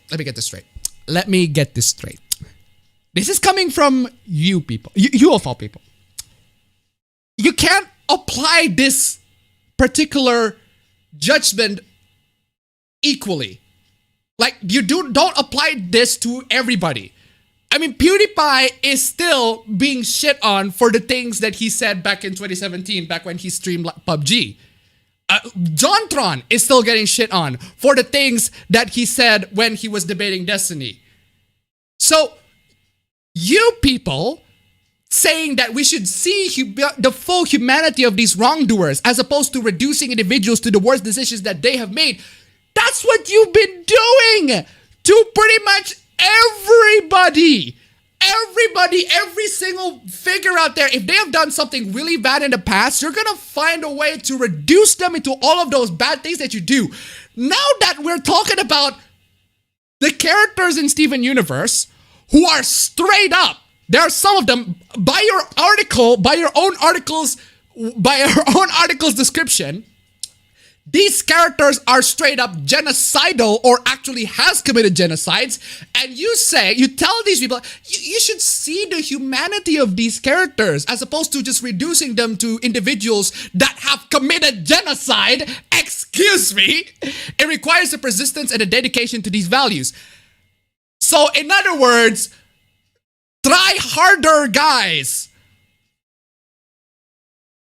Yeah, you need to try harder. If doesn't work, if trying to be kind to these straight up genocidal figures, genocidal beings doesn't work, you just need to try harder. You need to believe in the power of friendship. Jesus. Actually, the funny thing is, some people, I posted this article on Twitter, and some people who actually watched Steven Universe said something along the lines of, well, the villains of Steven Universe is basically the Third Reich. Jesus Christ. If that's actually true, then my God. Aurora continues to seek to bring Contra back to the community despite Contra's repeated incalcitrance. Steven makes the same efforts with Peridot and Lapis. It also requires holding offenders accountable to a commitment to repair. Yeah, unfortunately, not a lot of people who, committed genocides in the world don't actually commit to repair the things that they have done. They're probably going to stay the same. This would be under the assumption that you believe that human beings are able to change, that they're able to change into into not being a genocidal maniac. Yellow Diamond explained her approach to this commitment. After all the damage I've done, it's only right to use my powers for a little reconstructive work on the gems I have heard. Yeah, I don't think a lot of the people who are criminals or serial killers are gonna have that mentality even if you try your hardest to befriend them. Vincent 207 donated to $1.5. These are the people who can't differentiate between fiction and reality. Thank you so much for the donation. Keep them coming. Where was I? And there's also this. When you expose a racist student, you will stop them from attending university that will allow them to become a racist healthcare worker, teacher, lawyer, real estate developer, politicians, etc. Okay. Racism in the medical field results in minorities dying at a higher rate. Citation needed? Racism in real estate prevents minorities from buying homes in different areas. Citation needed? Racism in politics results in laws that have negatively impact minorities. The list goes on. Well, yeah, but are there any instances where people straight up refuse treatment or because they have a different skin color? I mean, do we have laws against that? I'm pretty sure we have laws against that. As you can see, exposing people goes deeper than we think. By holding students accountable for their actions, we are effectively breaking cycles that have negatively impact our communities in the long run. So you're going to cancel students for saying racist stuff on social media and prevent them from doing all of these things because they say racist things. And presumably they will discriminate against people who are not white. Not exactly the most effective way of doing it. Anyway, yeah, this person keeps on begging people to sign on these petitions and sign on and donate to these charities. But again, as I said to everybody, please be skeptical of the charities that you're trying to donate. Make sure that the charities that you're trying to donate actually goes to the cause that you are actually trying to help. Because, yeah. To the students who have lost college admission due to their actions, please take this time to reflect upon your actions. How about don't cancel people based on the things they say in the past? Go beyond a written apology. If you're angry, upset, channel that energy to unlearn racism and educate yourself. That's the thing that I'm kind of like really baffled by these freaking activists. They're like so freaking adamant on their activism, but they refuse to straight up educate people. But you have to educate yourself. I mean, that's the funny thing that I'm noticing with these people on these particular sides. Suppose you call these the people on the left compared to the people on the right. The extremists on the left will say something along the lines of, well, you have to educate yourself. I'm not gonna educate you and all that shit. What the fuck is that shit? No, I'm not gonna educate you. You have to educate yourself, etc., etc. But the people on the right, they will fucking educate you. They will give you statistics. They will give you charts. They will give you say, I'm going to convert you to saying the 14 words, etc., etc. And you wonder why people are going into the right these days. Not that I am endorsing that particular sentiment, but I'd say both sides can go fuck themselves. But I suppose that's one of the reasons why Billy from One Angry Gamer calls me the centrist trademark. But anyway, yeah, there's also this. See, because this didn't age well at all. Yeah, people start calling out the freaking Into the Spider-Verse film because, oh no, how dare that Miles Morales' dad is a cop. That's horrible. It's bad. It didn't age well. And now let's talk about this comic. This, ladies and gentlemen, is one of the worst takes that I've seen on Batman in all the times I've spent on the internet. This is one of the worst takes in Batman that I have seen.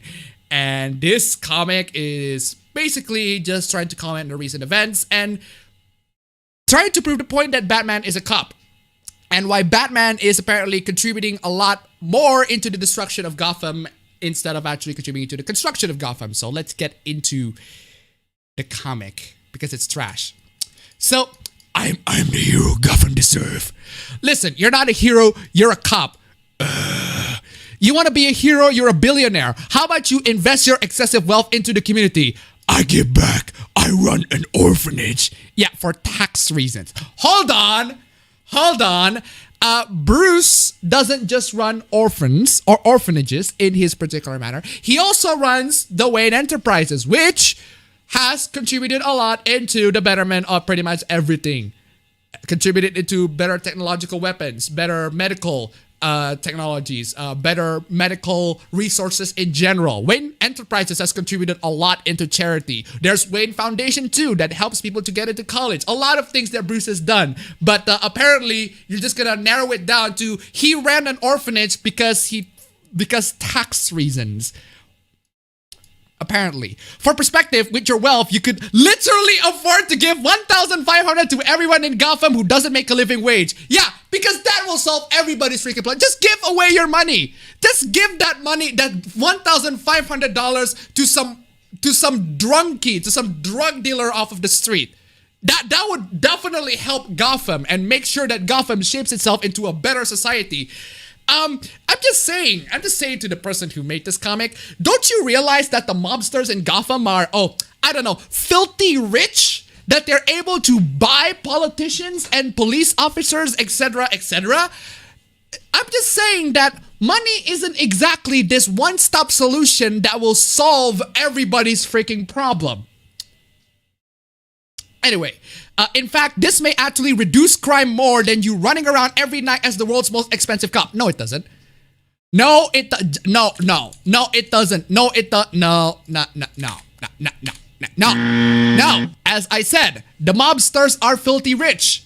They are filthy rich, and they still commit crime. Just because you have money doesn't mean that you won't commit crime. You will still be able to use that money to buy illegal stuff, for example, to do illegal things, or you invest that money into other illegal means. You try to make your own criminal empire or something. It's possible. I'm not saying that everybody in Gotham will do that, but the fact that you give money away to some random stranger that you don't know, that you couldn't exactly verify if they're trustworthy or not, is an indication of why you probably shouldn't just give away money. Hello. Anyway, as the world's most expensive cop. Okay, hold on. Depending on the particular universe we're talking, if you're talking about the Dark Knight Christopher Nolan universe, then yes, I suppose Batman is the world's most expensive cop running around every night beating the living crap out of people. But if you're talking about Batman in, oh, I don't know, the Justice League series, or the Batman the Animated series, or the comics in general, he doesn't just run around every night as the world's most expensive cop. He is the world's greatest detective, working for the Justice League, trying to make sure that Earth doesn't get invaded by extraterrestrial beings that decided to destroy them. Not just extraterrestrial beings from another planet, but also maybe from another universe. I'm just saying, Batman's contribution is not just limited to Gotham City specifically. If I spend that much, I could not afford to be Batman. How much does it actually cost to be Batman? The funny thing about Batman is that Bruce can still be Batman even if he doesn't have all the gadgets. He can make makeshift weaponry. He can make makeshift ropes or batarangs, everything like that. He made a lot of it himself, by the way. He bought a lot of the resources by himself. He made the Batcave himself, even last time, right? Or at least the stories from I'm here. He made the Batcave himself. He made a lot of things by himself. Maybe not the Tumblr, but not the. Actually, depends on the continuity that you're talking about. So yeah, even if he doesn't have all the money, he can still be Batman. So how much does it actually cost to be Batman? Then this person breaks down all the statistics. The statistics. You've hired a team of engineers, architects, researchers, logistics workers, laborers. All of these, by the way, are working in Wayne Enterprises, and they're not as necessarily working for Batman, even if that's what you're trying to talk about. And again, Bruce Wayne doesn't need them. Bruce Wayne doesn't need his gadgets to be. He can just use his own physical strength and his mastery of ninja skills as to solve crime in Gotham. It's absolutely possible. He doesn't actually need the Batmobile because he actually, unlike Tony Stark actually do need the suit, but Bruce doesn't. So, again, hollowed out laborers, hollowed out the cave. Actually, the cave that is already down the Wayne Enterprise, the Wayne Manor has already existed for a while. Bruce just so happened to find them, again, depending on the story you're talking about. Have several military-grade vehicles, surveillance tech, analytics infrastructure, and cutting-edge wearable technology. Again, all of these are from Wayne Enterprises and not necessarily produced specifically for Batman. He's just taking resources from Wayne Enterprises. Like in the Dark Knight film or the Batman Begins film, where the science department of Wayne Enterprises are apparently abandoned. Nobody goes into the R&D department, and a lot of the things in there are just straight up not used, not exactly developed. It's just prototypes. Bruce just used those prototypes. So, cutting edge wearable technology, the likes of which society cannot even fathom. Yeah, he makes all of these stuff, and it's not just to save Gotham. It's also to work on his Justice League team, again, depending on the continuity. Also, that every night you can punch like 2 people in the face while you wait for the real cops to show up. Wow. You just reduce all of Batman's like freaking heroic actions, him in the Justice League, him in Gotham City, all reduced to, he's just punching a bunch of people in a gang. I mean, anybody can do that. Which is true, anybody can do that. Freaking anybody in the Batman family can do that. But the thing about that here is that Batman doesn't actually need all of those things. He doesn't need, but actually saying that kind of reinforces your point, which is true. Saying that doesn't actually kind of reinforces your point, because he doesn't all of these things. Why doesn't he donate them? But as I stated previously, if you donate all of these things, it doesn't actually solve all of the world's problems. These things just happen to help Batman. Why do you punch me, bro? The police will be here shortly. Ah, yes, because Batman is known to indiscriminately punch people. And when that's all said and done, you still have an extravagant amount of leftover wealth from your multinational corporation. Excuse me? This person would prefer the Dark Knight Returns Batman, who is a fucking anarchist. I make people happy, though. I am a symbol of hope. I am the hero that Gotham deserve.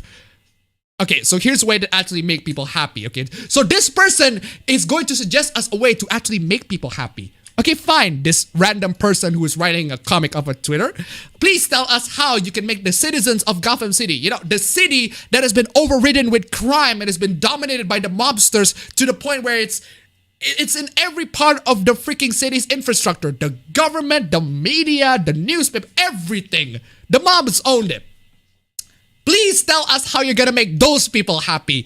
Why don't you take the billions of dollars you would have otherwise hoarded or spent on your extravagant lifestyle?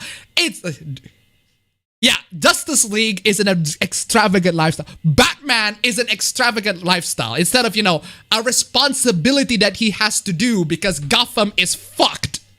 And buy a major pharmaceutical company that sell drugs and cost forever, changing the economic landscape of healthcare.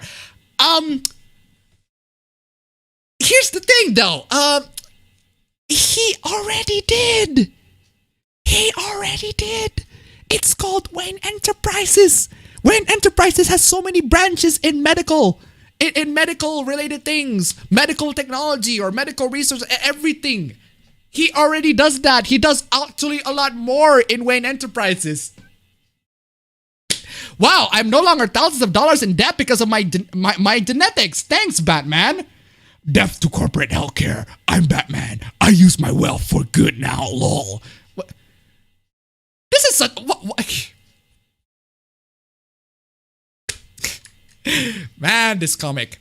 Yeah, apparently this person also tries to insinuate that Alfred is somehow a slave for him. Alfred has a comfortable life. I live in Bruce's Manor because I cannot afford the prohibitive cost of living in Gotham. Excuse me, Master Alfred over there.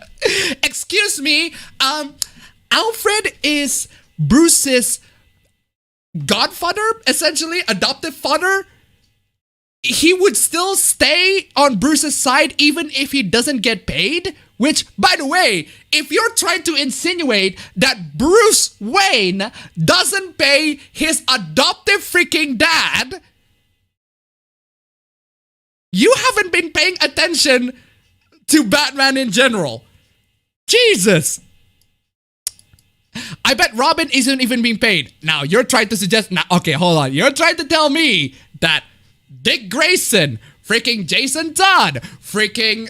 If you count Stephanie Brown, freaking Tim Drake, freaking Damian Wayne, his own freaking son, y'all telling me that he hasn't fed them at all. That he hasn't fed them on their services.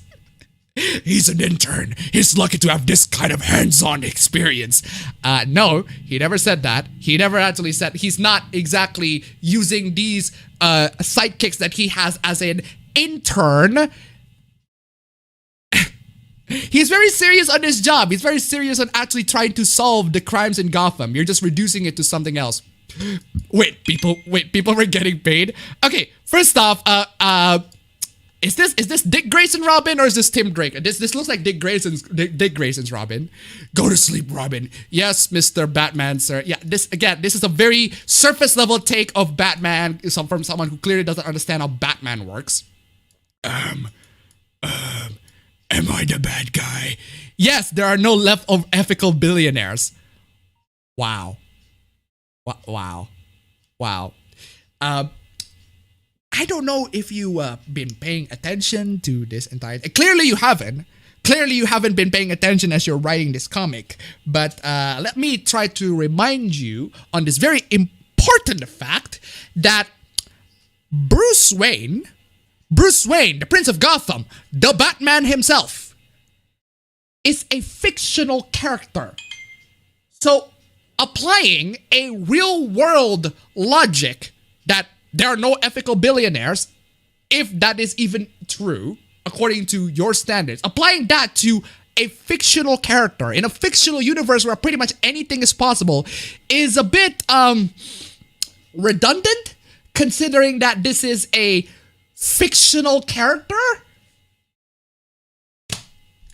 Also, here's a bonus comic. Also, superhero films are police and military propaganda. That's right, ladies and gentlemen. That's right, ladies and gentlemen. Superhero films are police and military propaganda. Let's just ignore the fact that Batman, freaking Batman, the Batman who looks at the corruption that is happening within Gotham City and look at the cops, Batman who fights corrupt cops is a police and military propaganda. Batman! Wow. Just, wow. Deadpool, the propaganda film. Yeah, so there you have it. That was the take. That was the really, really terrible take from this particular comic artist who... It's just a terrible take in general. And yes, ladies and gentlemen, just in case you missed it, paying people, giving out people money doesn't actually solve the problems in the world. It's just making things worse depending on the person that you're giving. So please, for the love of God, if you're trying to donate to something, donate to a charity, make sure that you try to verify that the charities that you are donating to are actually the charities that are helping the cause that you are trying to fight. But anyway, ladies and gentlemen, that is the end of this particular stream. Yeah, that is the end of this particular stream. That's the final cut of all the hooplas. We have been going in this stream for 3 hours and 18 minutes. We have passed the 3-hour mark, ladies and gentlemen. It's a 3-hour stream. Therefore, I'm gonna have a lot of time contemplating on how much it's gonna take to upload the 1080p version into YouTube. So anyway, ladies and gentlemen, thank you so much for joining into this wonderful stream. It has been an absolute pleasure. Lots of cringe, lots of amazing catastrophes. I'll see you all on the next stream at the same time. I'll probably see you on the PC gaming stream if I even do that. Probably not. I get a copy strike. Take care.